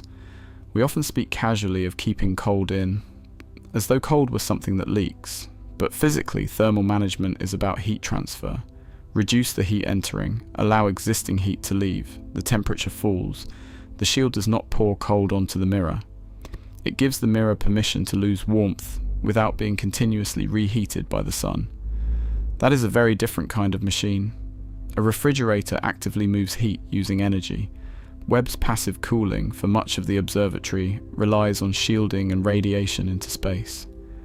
The universe provides the cold sink. The shield provides the separation. And this is where the word space becomes more than a location. The emptiness around Webb is part of the cooling system. The telescope radiates heat away into the surrounding environment. The shield prevents overwhelming heat from replacing it. Space itself becomes part of the apparatus. No tank contains it, no pipe carries it, no mechanical system manufactures the deep cold of the cosmos. The observatory simply arranges itself so that the cold side can face outward and cool. This is elegant, but elegance does not mean simplicity of construction. Sometimes the simplest physical principle demands the most elaborate machine. Keep sunlight away, let heat radiate outward. The sentence is short. The spacecraft required decades. This gap between simple principle and difficult execution appears everywhere in engineering. Flying can be summarized with a few physical ideas. Building a reliable aircraft is another matter. A rocket equation can fit on a page. Building a rocket can consume careers. The shield's basic purpose can be described in a sentence. Making it work required an extraordinary sequence of design choices. But before those choices, the constraint had to be accepted. The telescope must be cold, not pleasantly cool, not winter cold, not freezer cold, extremely cold. The primary mirror and much of the observatory operate at temperatures that would be profoundly hostile to ordinary human experience. Water would not merely freeze. Many familiar materials would behave differently. Thermal contraction matters. Mechanical tolerances matter. Lubricants, electronics, structures, and coatings must all survive conditions far beyond the range of an ordinary machine. And yet the telescope was built on Earth, in rooms, under gravity, at temperatures suitable for people. Then it was launched through a violent ascent, then unfolded, then cooled. The observatory had to transition from one world of conditions to another. This is another hidden difficulty. You cannot build Webb directly in its final environment. You build it warm, you test it, you fold it, you launch it. Then you ask it to become cold, without losing the precision required for astronomy. Materials contract as temperature changes. Structures shift, mirrors change shape. Alignment can move. An observatory designed for extreme cold must account for how it will transform while cooling. The telescope that works in space is not thermally identical to the telescope assembled on Earth. Engineers must anticipate the change. A mirror segment adjusted at one temperature must perform at another. A structure built under gravity must operate in microgravity. A folded shield must become a tensioned membrane. The final machine exists at the end of several transformations, and the thermal transformation may be the quietest. There is no spectacular moment when cold arrives. The telescope simply loses heat. Hour by hour, day by day, the temperature falls. The observatory settles. Warmth leaves as radiation. The shield continues blocking the dominant sources. Eventually, the telescope becomes quiet enough in infrared to begin its deeper work. This cooling is not separate from commissioning. It is part of becoming an observatory. A warm Webb is not yet fully Webb in the scientific sense. The mirror can exist, the instruments can exist, the spacecraft can be healthy, but the required sensitivity waits for temperature. The telescope must enter the physical state for which it was designed. Only then does the ancient universe become accessible in the intended way. There is something almost ceremonial about that transition. A machine leaves a warm planet, travels outward, opens a shield, turns away from the sun, and slowly gives its warmth to space. It becomes colder and quieter, until finally the faint light can be heard. But remember, this is not silence in the absolute sense. No instrument is perfectly silent. No measurement is perfectly free from background. Astronomers and engineers work with noise. They characterize it, calibrate it, reduce it, model it, subtract what can be subtracted. Design observations to distinguish signal from interference. The goal is not magical purity. The goal is sensitivity sufficient for the science. Webb's shield is therefore part of a larger discipline of controlling background. The telescope cannot remove the universe. It must choose which parts of the universe dominate the measurement. That is why the local thermal environment matters so much. A distant galaxy cannot compete in raw intensity with nearby warm hardware, so the hardware must become quieter. This relationship between distance and sensitivity can be difficult to feel. Imagine a candle on the far side of a city, then move it to the far side of a continent, then to another planet. Then replace the candle with a galaxy and the distance with billions of light years. The analogy collapses quickly because astronomical objects and distances exceed everyday intuition. But the principle remains. Light spreads, signals weaken with distance.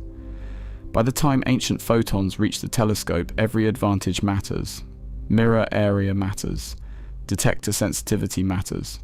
Exposure time matters, stability matters, temperature matters, the shield matters. No single component performs the discovery alone. The mirror receives, the instruments analyze, the spacecraft points, the communication system returns data, the shield creates conditions. The final image is the product of an entire ecosystem of engineering. This is why focusing only on the golden mirror gives an incomplete picture. The mirror may be the eye, but an eye without the conditions to see is only glass and metal. Webb's shield is part eyelid, part night, part thermal boundary, part architecture. No analogy fits perfectly. Perhaps none should. The machine is allowed to be its own thing. Still, the idea of an engineered night remains useful. On Earth, night arrives because the planet turns. For Webb, night must remain on one side of the spacecraft continuously. The observatory does not want alternating day and night. It wants a stable thermal arrangement. Sun on one side, cold sky on the other, the shield between them. Permanent orientation, a world divided. This is very different from a telescope orbiting close to Earth and repeatedly moving through sunlight and shadow. Thermal cycling can create changing conditions. Webb benefits from a more stable arrangement. The shield faces the sources that must remain on the warm side. The telescope faces outward from the cold side. The geometry becomes part of the science. And geometry, as we will eventually see, is why the observatory travelled to such an unusual location. But first, remain with the temperature. Imagine the shield absent. Sunlight reaches the telescope. The mirror absorbs some energy. Structures warm. The observatory emits more infrared radiation. The detectors attempt to observe faint infrared sources while surrounded by a glowing machine. The background rises, sensitivity suffers. Some of the most ambitious science becomes impossible. Now imagine placing a small shield. Perhaps it blocks direct sunlight when the telescope points in one exact direction. But Webb must observe different regions of the sky. The observatory must move within an allowed range. The shield must continue protecting the cold side throughout those orientations. A little shade is not enough. The shadow must have margin. The protected region must remain protected while the telescope works. The shield's size begins to grow not merely from the mirror's dimensions, but from the geometry of operation. A telescope is not a statue. It points. It adjusts. It maintains orientation. It observes different targets. The thermal protection must accommodate movement without allowing the cold side to escape into unwanted illumination. This is where a simple requirement begins expanding physically. Keep the telescope cold. Fine. While it points where? For how long? Under what orbital geometry? With what safety margin? A shield sized only for one frozen pose would not be enough. The observatory must live behind it. The shadow must become a working space, a region in which the telescope can operate, and that working shadow has dimensions. The tennis court is beginning to appear again, not because someone wanted a dramatic comparison, because shadow has geometry, heat has pathways, the telescope has size, the observatory has motion. Physics adds them together. Still, there is another layer to the constraint. The telescope is not equally sensitive to all wavelengths, and different instruments have different thermal requirements. Some parts can cool passively behind the shield. One instrument, designed for longer mid-infrared wavelengths, must become colder still. This is because longer wavelength infrared observations can be particularly vulnerable to thermal background from the instrument and telescope, so Webb includes additional cooling for that instrument. Even behind one of the most extraordinary passive thermal systems ever flown, some science demands more. This is a useful reminder. There is no single temperature called cold enough. Cold enough for what? At which wavelength? For which detector? For which observation? Engineering requirements emerge from scientific goals. Change the science and the machine changes. If Webb had been built only for visible light, it would be a different observatory. If it had been built only for radio astronomy, it would be almost unrecognizable. If it had been built for X-rays, the optics themselves would need a different geometry. The universe is not observed by one universal telescope design. Each region of the electromagnetic spectrum asks for its own architecture. Radio astronomy can demand enormous dishes or arrays spread across landscapes. X-ray astronomy requires specialized grazing incidence optics because high-energy photons do not behave conveniently with ordinary mirrors. Infrared astronomy demands attention to heat. The telescope becomes a physical expression of the wavelength it seeks. Webb looks the way infrared astronomy looks when pushed to extraordinary ambition. That may be the simplest way to understand its strangeness. The shield is not an unusual accessory attached to an otherwise normal telescope. The whole observatory is shaped by invisible light, its gold, its cold, its location, its shield, its instruments, its deployment. All of them belong to the same story, and the story begins with a contradiction. To detect warmth light from the universe, the telescope must become extremely cold. The instrument must move away from the condition it is designed to observe. A thermometer can be warm while measuring warmth. An infrared telescope seeking the faintest thermal signals cannot afford such indifference. It must reduce its own contribution. This is almost philosophical if you allow it to be. To observe something faint, the observer must become less noticeable. To hear, become quiet. To see, darken yourself. But the physics is enough. No philosophy is required. The telescope is warm. Warm things emit. The detector sees infrared. Therefore cool the telescope. Simple, merciless. Everything else follows. The sun now becomes more than a source of visible brightness. It becomes a thermal enemy. The Earth becomes more than the planet left behind. It becomes a warm infrared source. The moon becomes more than a familiar companion.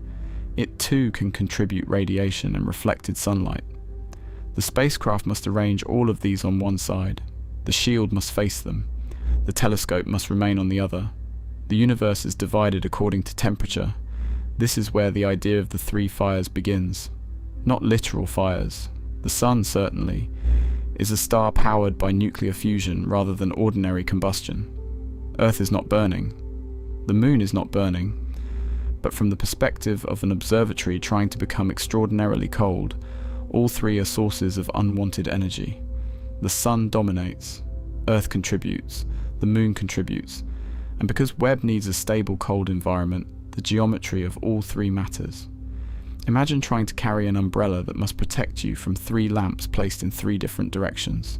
You would need multiple barriers, or a more enclosing structure. Now imagine arranging the lamps so they all remain in roughly the same direction. One shield can block them together. This is one of the great advantages of Webb's chosen location and orientation. The problem is not eliminated, it is geometrically simplified. The sources of heat are kept on one side. The cold universe opens on the other. A single enormous shield can maintain the boundary. Again, the universe provides the rules. Orbital mechanics provides an opportunity. Engineering takes it. This is how complex missions become possible. Not by defeating every physical constraint, by finding arrangements where the constraints cooperate. Gravity can be an obstacle or a tool. Vacuum can be an obstacle or a tool. Distance can be an obstacle or a tool. The cold of space can be an obstacle or a tool. Webb uses all of them. It goes far enough to maintain a useful geometry. It uses the vacuum to limit certain forms of heat transfer. It radiates heat into space. It uses the shield to preserve a thermal divide. The observatory is not fighting the universe so much as negotiating with it, and good negotiation begins by accepting what cannot be changed. Everything warm glows. That cannot be negotiated away. The universe expands. That cannot be redesigned. Ancient light arrives redshifted. The telescope must meet it there. The sun emits enormous energy. The spacecraft must deal with it. The solution is not to change the laws. The solution is to arrange matter cleverly inside them. 5 layers, a vast shadow, a cold mirror, a distant orbit. The shield is the architecture of acceptance. Physics says this is the constraint. Engineering says then we will build around it. Perhaps this is why the final machine can feel so beautiful. Not because it is decorated, because its form reveals compromise with reality. A bird's wing is shaped by air. A river is shaped by gravity and terrain. Webb is shaped by radiation, temperature, launch constraints, and orbital geometry. The machine carries invisible forces in visible form. Look at the shield and you are looking at heat management. Look at the mirror and you are looking at faint light collection. Look at the orbit and you are looking at celestial mechanics. The telescope is almost a diagram of the laws it obeys. And now the original question has changed. Why does Webb have a sunshield the size of a tennis court? Because it is an infrared telescope. Why is it an infrared telescope? Because some of the universe's most important and distant light reaches us in infrared wavelengths. Why does that require cold? Because warm things glow in infrared. Why is the telescope's own glow a problem? Because the signals it seeks can be extraordinarily faint. Why is the shield large? Because the telescope must remain protected within a broad, stable shadow while operating. We have not yet filled in every step, but the skeleton of the answer stands.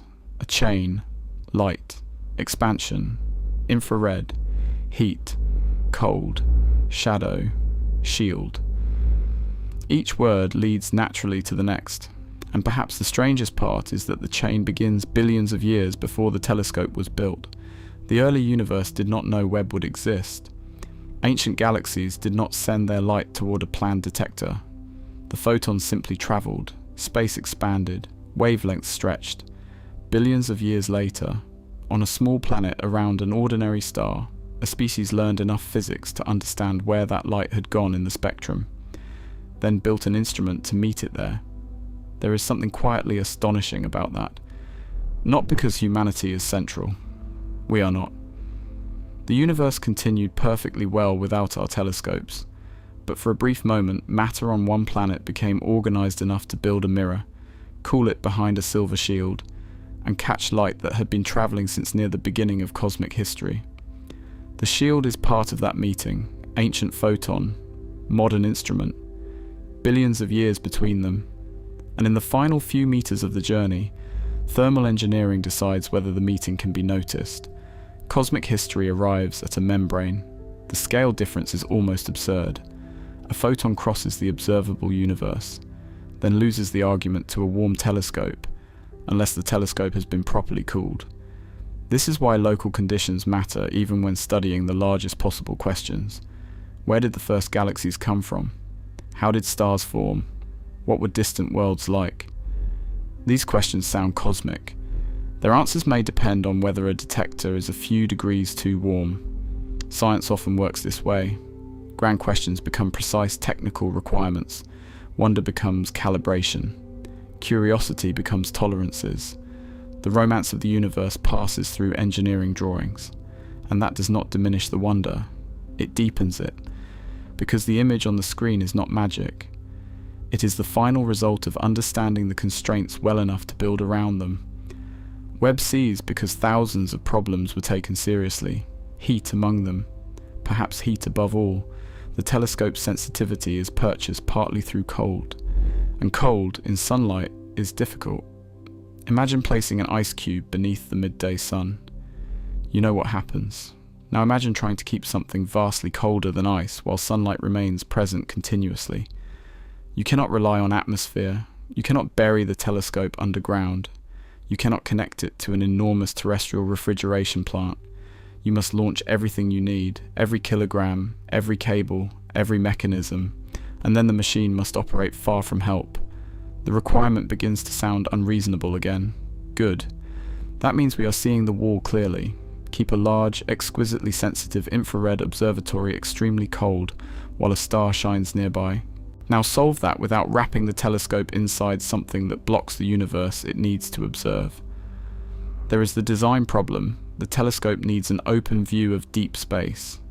So you cannot simply put it inside a sealed cold box. The mirror must look outward. The instruments must receive light.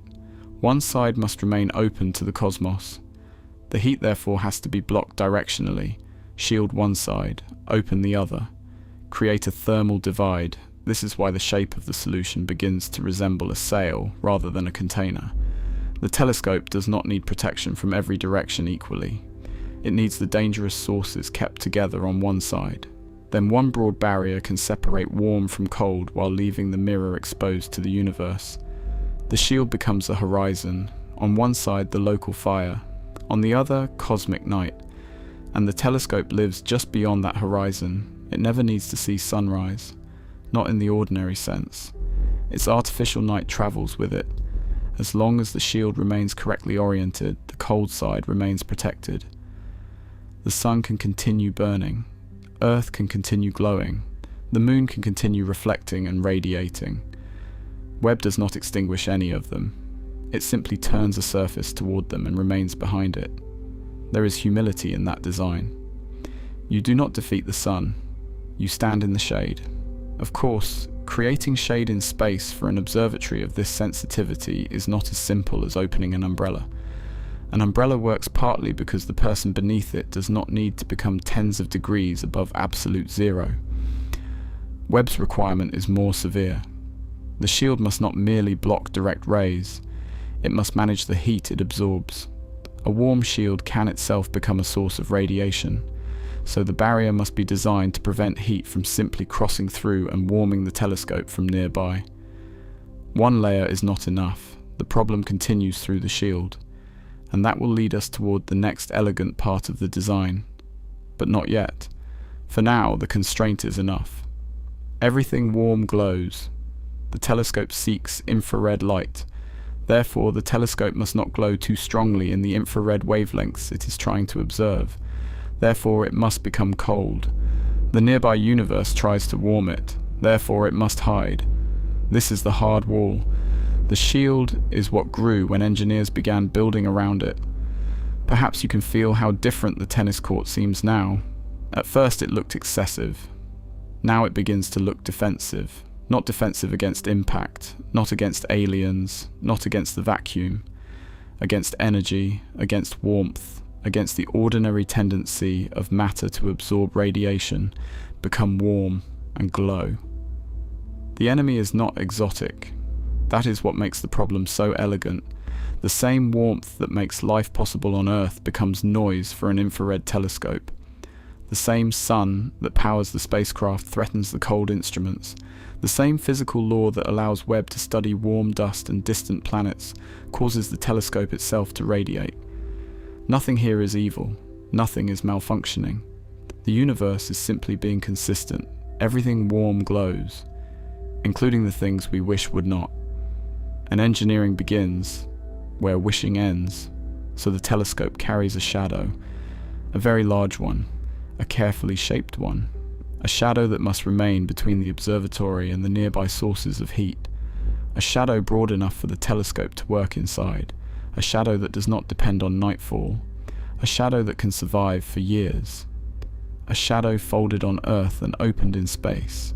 The golden mirror receives the ancient light, but first the silver shield must make the darkness quiet enough. Perhaps now you can picture the telescope differently, not as a golden mirror with a strange structure beneath it, but as a cold observatory living inside a deliberately manufactured absence. An absence of direct sunlight, an absence of overwhelming thermal radiation from the warm side, an absence carefully maintained so that something much fainter can become present. The shield creates nothing, it removes, and through that removal the early universe appears. This is one of the recurring paradoxes of observation. Sometimes seeing more requires adding less glare, less noise, less heat, less interference. The telescope becomes powerful not only through what it gathers, but through what it excludes. And perhaps the same could be said of attention itself, but there is no need to carry that thought anywhere. Let it pass.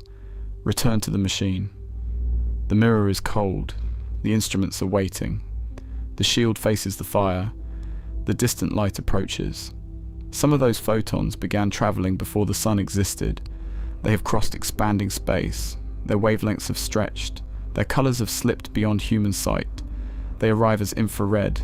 The telescope was built for them, but the telescope is made of matter. Matter has temperature. Temperature produces radiation. And so, before Webb can look deeply into the universe, it must first solve the problem of itself. That is the constraint. That is the wall. And on the other side of that wall waits the reason 5 impossibly thin sheets can succeed, where one enormous solid barrier would fail.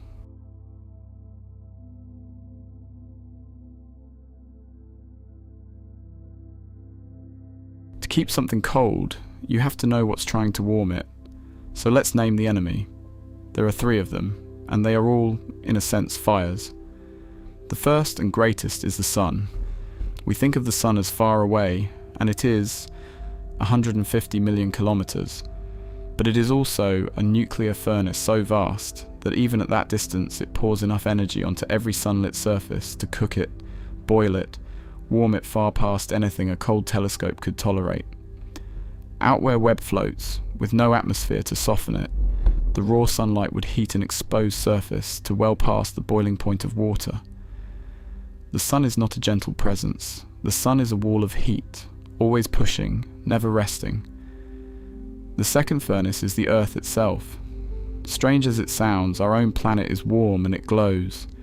Sitting in sunlight all day, the Earth soaks up heat and radiates it back into space as infrared, as warmth light in every direction. To a telescope trying to detect faint infrared, the Earth is not home. The Earth is a giant glowing heater filling a huge patch of the sky. And the third furnace is the Moon, colder than the Earth, but still lit by the Sun, still radiating its own gentle warmth back out into the dark. 3 sources of heat: the Sun, the Earth, the Moon. 3 fires the telescope must be shielded from, completely and permanently, if it is ever to grow cold enough to see. And now a small piece of genius enters the story, a piece of celestial good fortune that the engineers seized upon. Because think about the problem. If those 3 fires were scattered across the sky in 3 different directions, you would need 3 shields, or a shield wrapped almost all the way around the telescope. Heavy, complicated, perhaps impossible. But there is a special place, a quiet point in space, out beyond the Earth, directly in line, the Sun, then the Earth, then this point, all strung along one straight line like beads on a wire. A place where, if you stand there and look back toward home, the Sun and the Earth and the Moon all crowd together into the same patch of sky, all in one direction. From that one special place, you only need to block one direction, one shield, facing one way, forever. That place has a name, we'll come to it, and to why the telescope holds its position there so carefully. But for now, simply feel the relief of it. All 3 fires, herded into one corner of the sky. Now a single shield can hold them all back at once. A single shield, but it will have to be a very, very good one. So now we know the job. Stand in that special place. Turn a shield toward the Sun and the Earth and the Moon. And with that shield, keep the telescope behind it colder than almost anything in creation. The obvious idea, the first idea anyone has, is to build a wall. A single thick slab, a big heavy shield like a knight's armor, to soak up the heat and stop it. And that idea is wrong, gently, completely wrong. And understanding why it's wrong is understanding the whole beautiful design. Here is the trouble with a single thick wall. If you place one slab in the sunlight, the sunlit face gets ferociously hot. And then that heat has to go somewhere.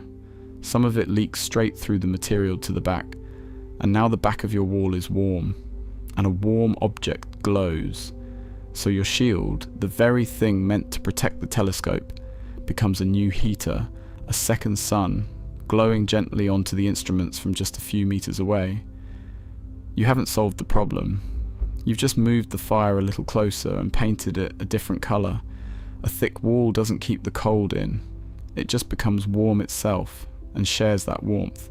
So the engineers did something far cleverer and far stranger and, once you see it, far more beautiful. So the engineers did something far cleverer and far stranger and, once you see it, far more beautiful. They didn't build one wall, they built 5. 5 separate sheets, each impossibly thin, stacked one behind the other, but not touching. Between each sheet and the next, a gap, a void, a thin slice of empty space.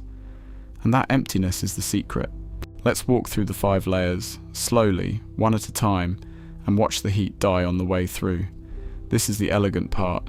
This is the part worth staying awake for, though if you don't, that's quite alright too. The first layer, the one that faces the sun directly, takes the full blow. The raw, unfiltered sunlight.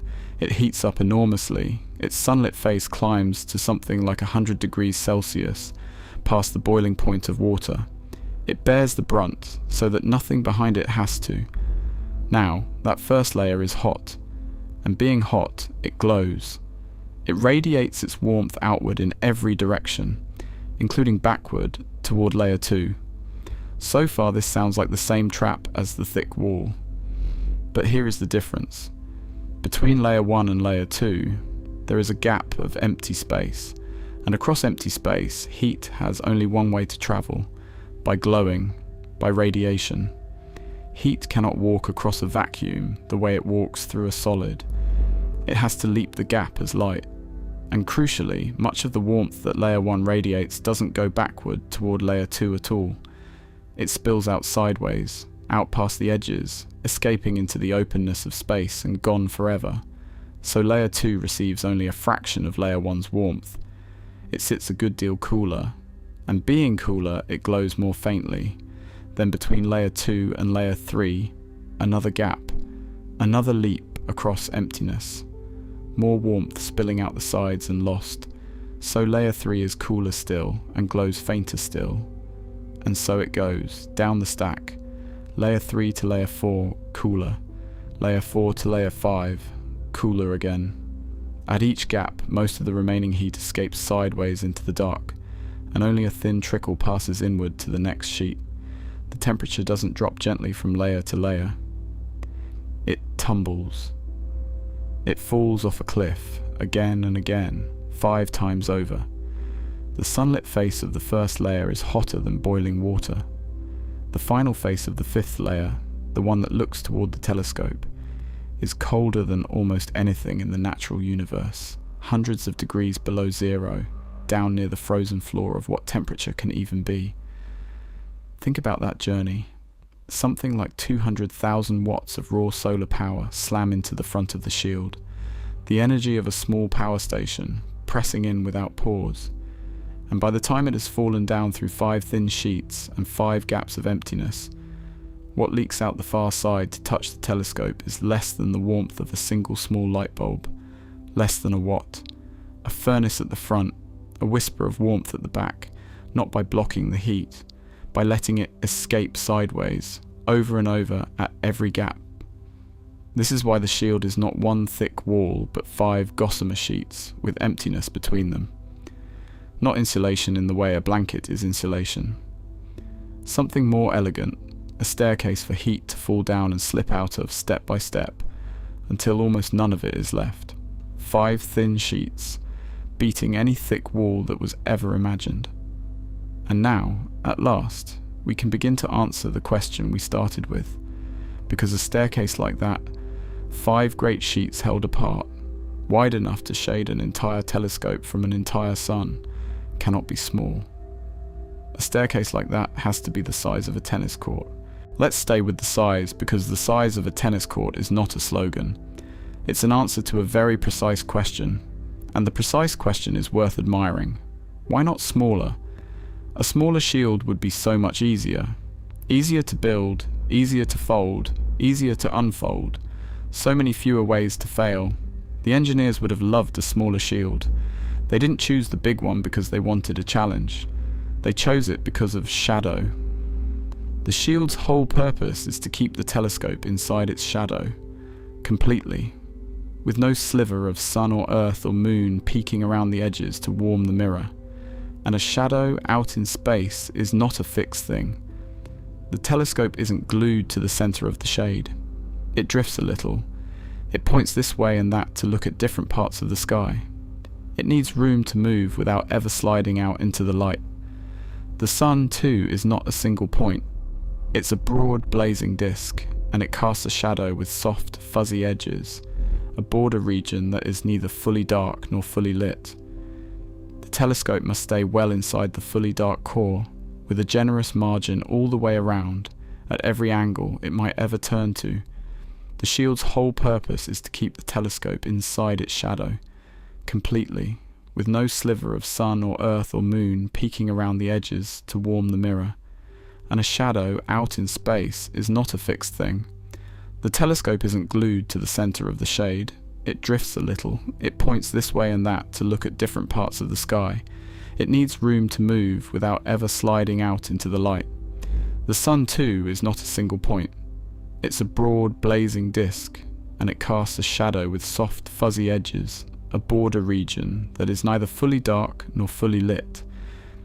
The telescope must stay well inside the fully dark core, with a generous margin all the way around, at every angle it might ever turn to. Work all of that out, the size of the telescope, the range of directions it must point, the fuzziness of the shadow's edge, the margin of safety you'd want for something you can never go back and fix. And the shield that falls out of the mathematics is about 21 meters by 14. A tennis court. Not because a tennis court is a nice image, because that is the smallest shield that still keeps the telescope in perfect darkness through everything it will ever be asked to do. Any smaller, and on some cold day, at some awkward angle, a blade of sunlight would slip past the edge, and the whisper from the beginning of time would be lost in the glare. So the size is not extravagance, the size is the minimum. It is as small as the physics would allow, and the physics would not allow much. Two more choices worth admiring before we rest a while: the shape and the place. First, the shape. If you saw the Sunshield spread out flat, you might expect a neat rectangle. It isn't. It's a diamond, a long kite shape, wide across the middle and tapering to points at the ends. And that shape is doing a job.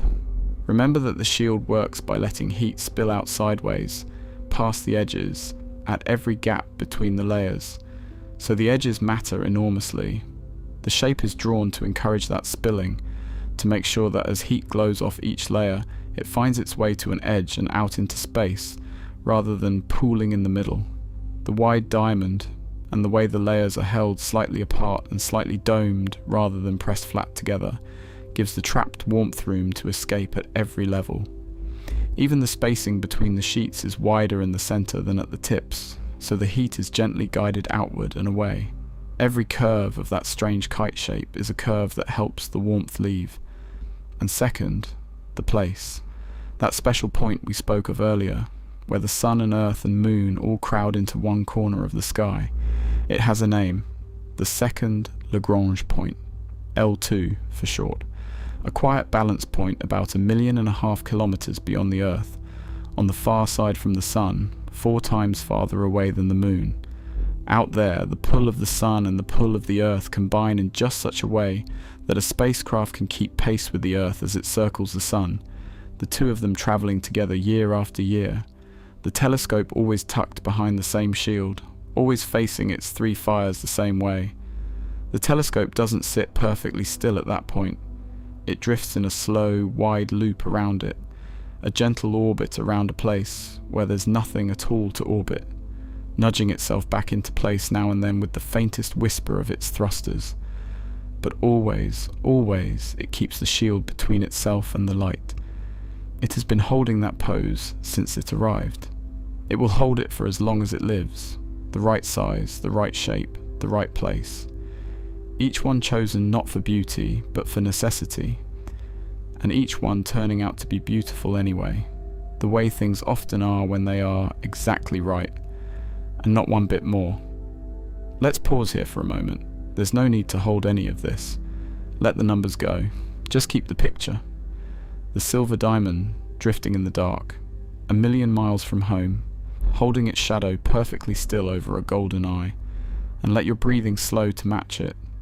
In and out, slow and steady and unhurried, like a telescope holding its pose in the cold. Now, if you've ever built anything, or fixed anything, or even just packed a suitcase, you know a quiet law that runs through all of engineering and through much of life. Every solution costs something. You don't get to choose an option with no downside. You only get to choose which downside you'd rather live with. The Sunshield is a magnificent solution, and it came at a price, several prices.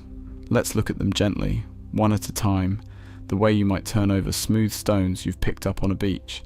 The first trade-off is simply this: the shield is enormous, and rockets are not. A tennis court does not fit inside a rocket. Nothing close to a tennis court fits inside a rocket. The shield had to be folded the way you might fold a vast, delicate map, except the map was made of 5 separate sheets, each thinner than a hair. and the folding had to be precise enough that it could all be unfolded again, perfectly, in space, with no hands to help it.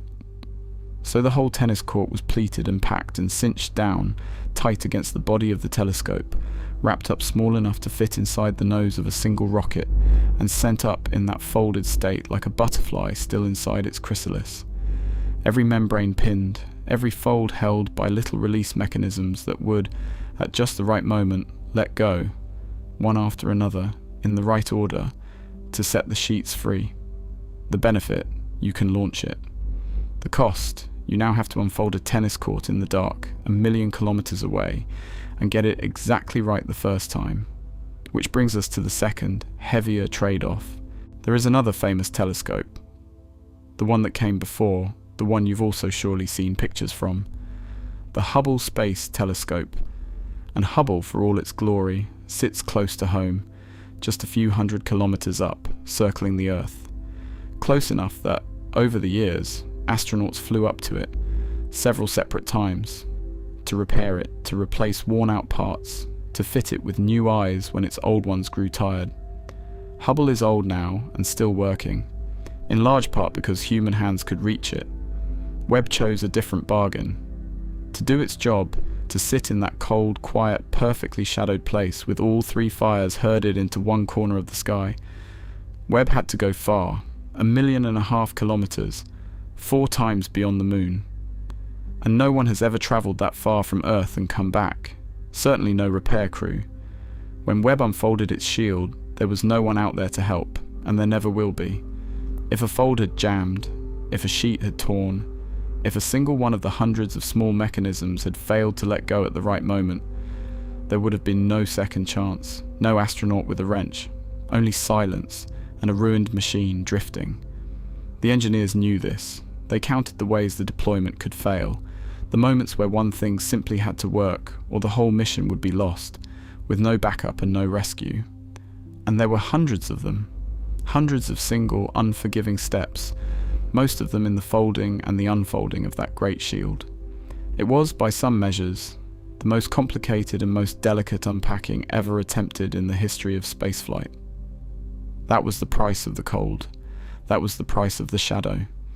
To be cold enough to see the beginning of time, the telescope had to go somewhere no one could ever follow, and trust its own unfolding completely, and have no one at all to call if anything went wrong. They chose the far, cold, lonely place, because only the far, cold, lonely place would let it see. And now the third trade-off, the one that at first looks like a cost, and turns out, in the end, to be the greatest gift of all. Stay with me here, softly. This is the loveliest turn in the whole story, and there is nothing in it to hold, only something to enjoy. There are 2 ways to make a telescope cold. You can carry the cold, or you can make it. The older way, the way of the great infrared telescope that came before Webb, a machine called Spitzer, is to carry it. You bring along a tank of something wonderfully cold, a liquid coolant chilled to a whisper above the absolute bottom of the temperature scale, packed aboard like ice in a picnic hamper, and you use it to keep your instruments frozen. It works beautifully, for a while, but a hamper of ice has one sad property: it melts. The cold you carry is cold you brought from home, and every day it slowly runs out. Spitzer's coolant lasted a few years, and then it was gone, and the coldest, sharpest part of its mission simply ended. Not because anything had broken, but because the ice had melted, the way ice always does in the end. The telescope had spent the cold it came with, and there was no more to be had. Webb's shield does something different. Webb doesn't carry the cold. Webb makes it, or rather, it lets the universe make it. The shield doesn't hold a finite store of coldness that drains away. It simply stands between the telescope and the fire, and it keeps on standing there, and it lets the natural, endless cold of deep space do the rest. Space is already almost unimaginably cold. It always has been, and it always will be. The shield's only task is to keep the 3 fires from spoiling that cold, and a shadow doesn't run out. A shadow doesn't melt.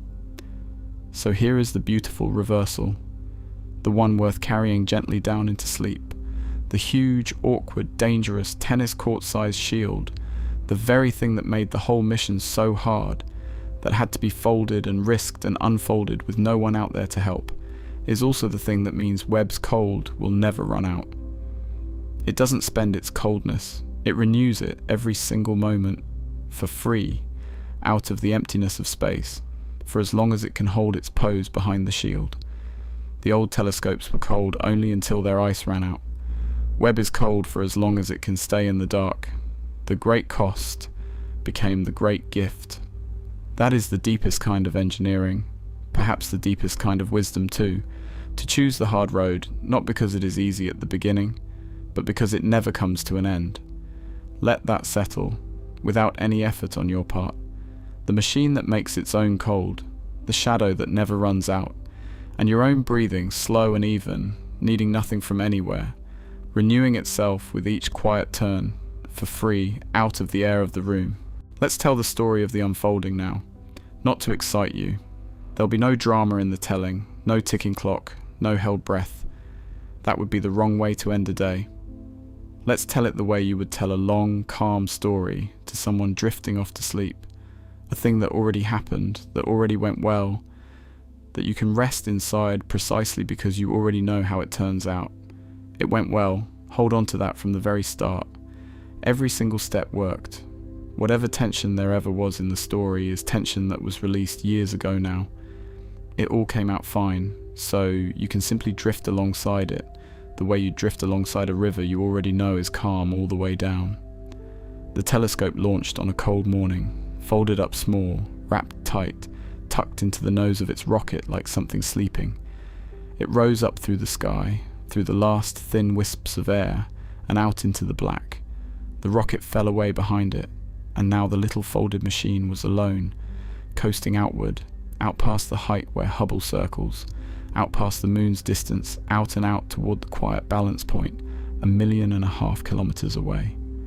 And as it coasted over the following days, it began, very slowly, very carefully, to unpack itself.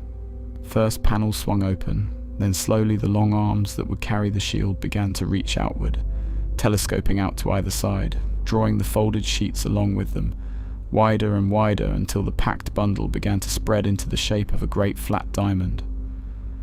There was no rushing any of it. Each motion was small and deliberate, and followed by a pause. Then, most delicate of all, the layers had to be pulled taut, each of the 5 sheets separated from its neighbours, drawn gently apart so that the gaps of empty space could open up between them. The gaps that do all the quiet work. Little mechanisms released their holds, one after another, dozens upon dozens of them, each letting go at just the right moment so that the sheets could rise and separate and settle into their proper spacing, wide in the middle, tapering at the ends, held apart by the faintest, most careful of tensions. It took days. There was no hurrying it. Each step was checked and waited upon, and only then followed by the next. Far behind it on the ground, people watched every reading and held their breath and let it out again softly as each fold came free. And out in the dark, the machine simply did what it had been built to do, patiently, in silence, with no audience it could see, spreading its silver sail a little wider each day, until at last the tennis court lay fully open, all 5 layers taut, and spaced and shining. The shadow behind them fully formed at last.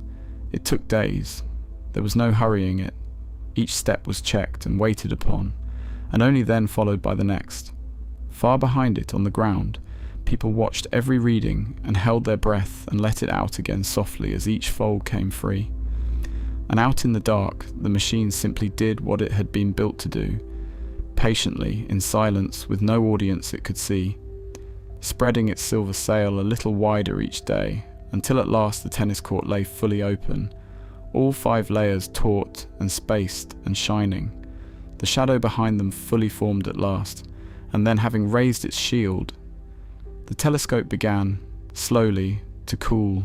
This is the most peaceful part of the whole story, so let's linger here a while, with nothing to do but breathe. The moment the shield was fully open, the telescope was still warm. Warm from the Earth it had left behind, warm from the sun it had ridden away from. Far, far too warm still, to see anything faint. It had its shield now. But a shield doesn't make you cold in an instant. A shield only stops the warming, and then it lets the cold come on its own, slowly, in its own good time. So the telescope began to let go of its heat, quietly, without any machinery for it, without any effort at all, simply by facing the great emptiness of space and glowing its own warmth away, a little at a time, out into the endless cold dark. Day after day it grew colder. The mirror, the great golden mirror, cooled, degree by degree by degree.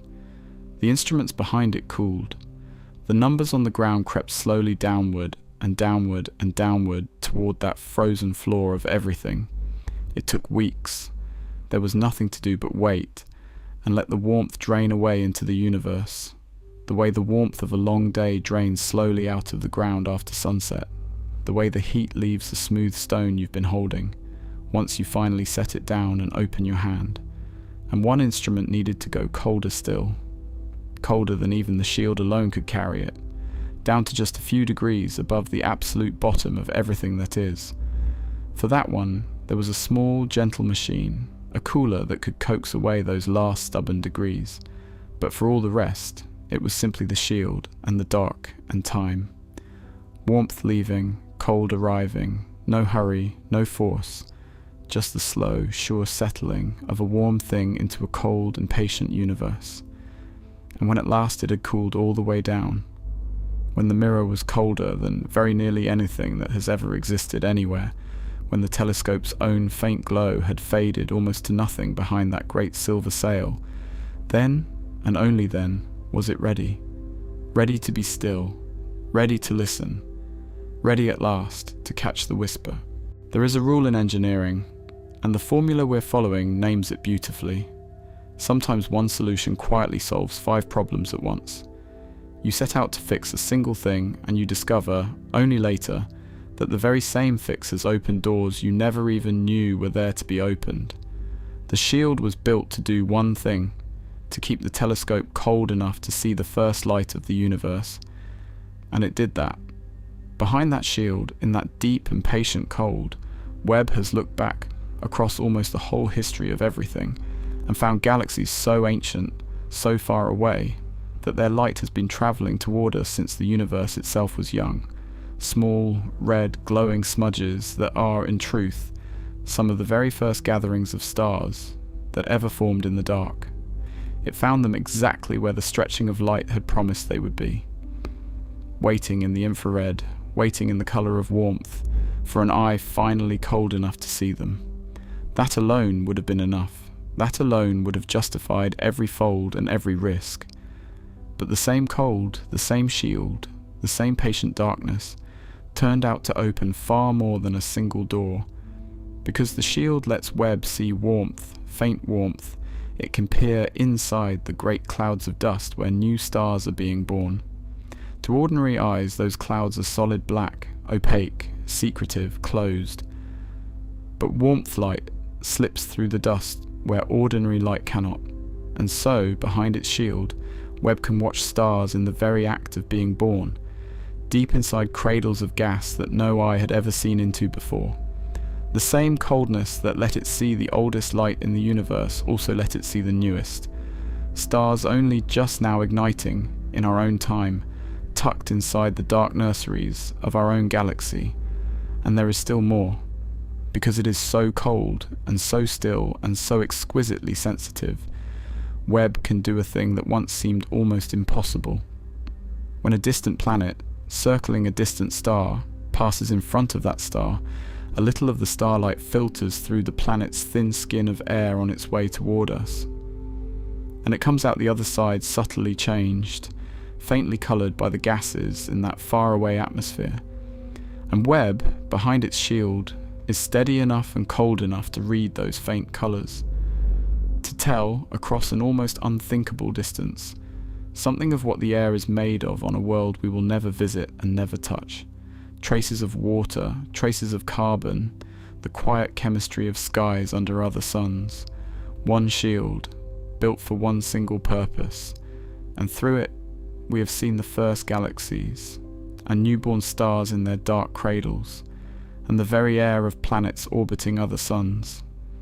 The oldest light and the newest light, and the light that whispers what distant worlds are made of. One shield, built for one single purpose, and through it we have seen the first galaxies, and newborn stars in their dark cradles, and the very air of planets orbiting other suns. The oldest light and the newest light, and the light that whispers what distant worlds are made of. One solution, not 5 problems solved, but more than 5, all of it flowing from a single silver sail, held patiently in the dark. Now, and only now, near the end, let's do the thing the old documentaries always did at the very beginning. Let's pull back, let's widen out, but notice how differently it lands, now that we understand.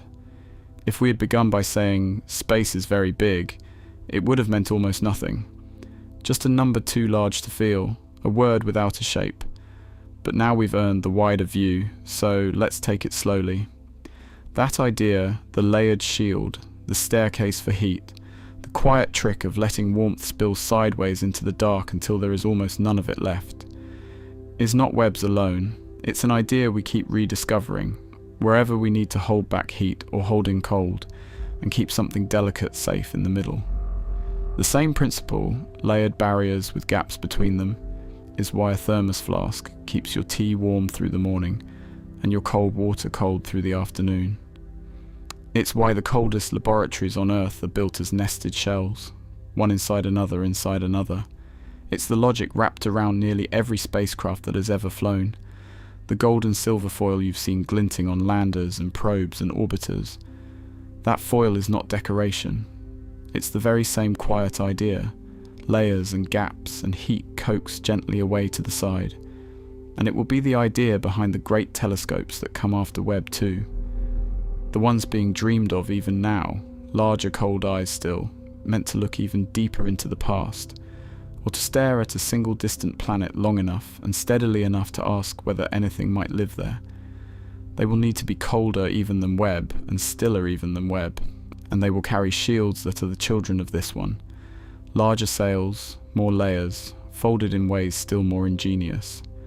Webb's tennis court was not the end of the idea. It was one clear, honest, beautiful expression of an idea that will keep unfolding in new machines for as long as we keep turning our eyes outward. So the shield is not a single strange object after all. It is one instance of a pattern.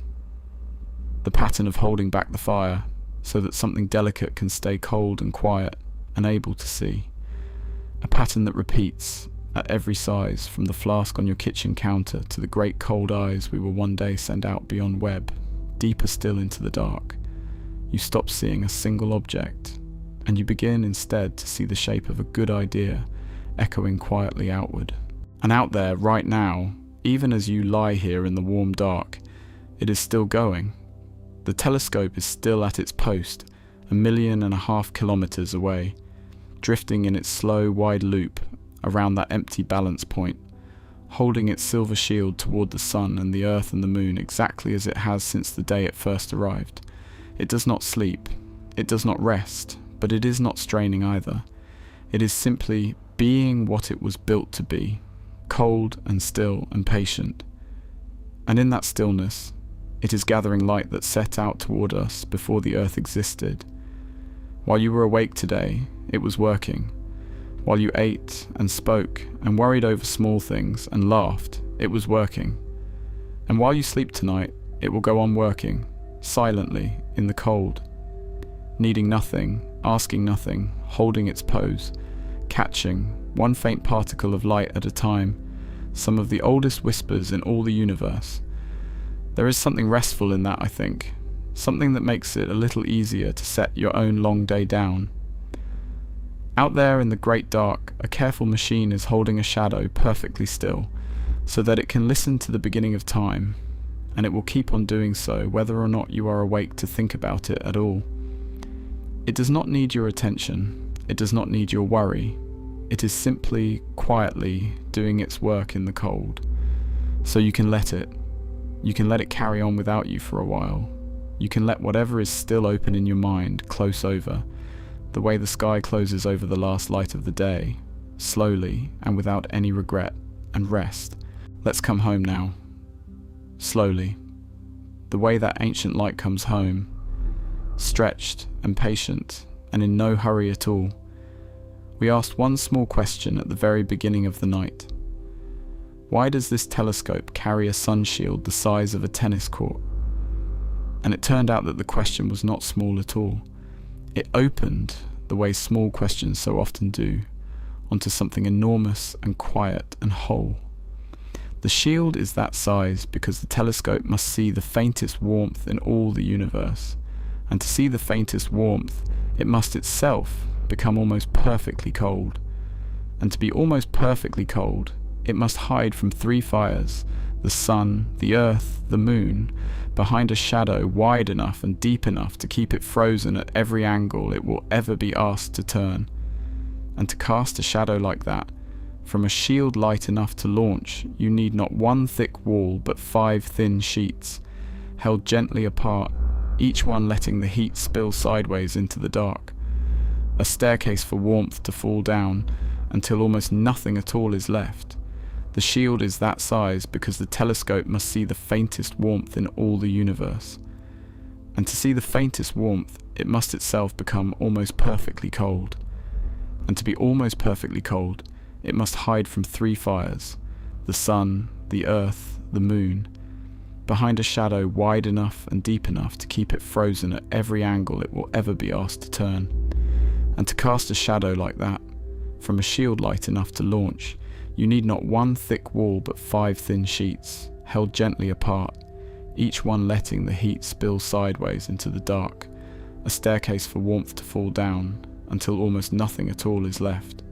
And a staircase like that, wide enough to shade a whole telescope from a whole sun, is the size of a tennis court, every part of it necessary, every part of it the smallest it could be, and not the largest, as small as the universe would allow, and not one hand's breadth smaller, a shape drawn by heat, a place chosen by gravity, a size set by shadow, nothing there for show. And yet somehow when you put it all together, the golden eye, the silver sail, the perfect stillness in the perfect dark, one of the most beautiful things we have ever made. Not designed to be beautiful, designed only to work, and beautiful anyway, the way things so very often are, when they are exactly and honestly what they need to be, and nothing more. There is one last thought to rest on, before we let the words themselves begin to fade. Every image that telescope sends home is, in a sense, a picture of the past. The light it catches is old, some of it billions of years old. It left its galaxies before there was an Earth, before there was a sun, before there was anything at all here to one day build a telescope and go looking for it. It has been travelling the whole time, silently, across the slowly growing dark, stretching gently as it came. And it arrived, just now, in our brief moment, to find, waiting for it, a cold and patient mirror behind a silver shield, ready at last to receive it. Think of the strangeness and the gentleness of that. For billions of years that light had no one at all to see it, and then for one small window of time, this window, our window, there is finally an eye cold enough and still enough to catch it. We happened to be here, we happened to build the thing, the light happened to arrive, and so, for a little while, the beginning of the universe and this present moment get to meet. Quietly, on the surface of a frozen mirror, 1,000,000 kilometers out in the dark. We will not always be here. The people who built it will grow old. The telescope itself will one far-off day drift and fall silent, its fuel at last spent, its shield still open, still holding its shadow out of long habit and gentle inertia, long after there is anyone left to listen. But for now, for this stretch of time that includes tonight, that includes you lying here, drifting slowly towards sleep, it is awake and cold and watching, and the old light is still arriving. That is enough. That is a good thing to be true, and you don't have to do a single thing about it. You can simply know it softly and let it be. That is enough. That is a good thing to be true, and you don't have to do a single thing about it. You can simply know it softly and let it be. So let the telescope go on without you now. Let the silver shield hold its pose in the dark. Let the golden mirror stay cold and still. Let the ancient light keep arriving, one faint whisper at a time, with no need at all for you to be there to witness it. Let your own breathing slow and lengthen and grow as quiet and unhurried as a machine holding steady 1,000,000 miles from home, in and out. Nothing to hold, nothing to solve, nothing to carry with you into tomorrow. The shield does not run out, the shadow does not melt, and the cold, quiet work of looking goes on, gently in the dark, whether or not anyone at all is awake to see it. You have been awake long enough today. You have carried more than enough. You can set it all down now, the way the sky sets down the last of its light, slowly and completely, and without any regret at all. Rest now. The universe will keep its watch, and you can sleep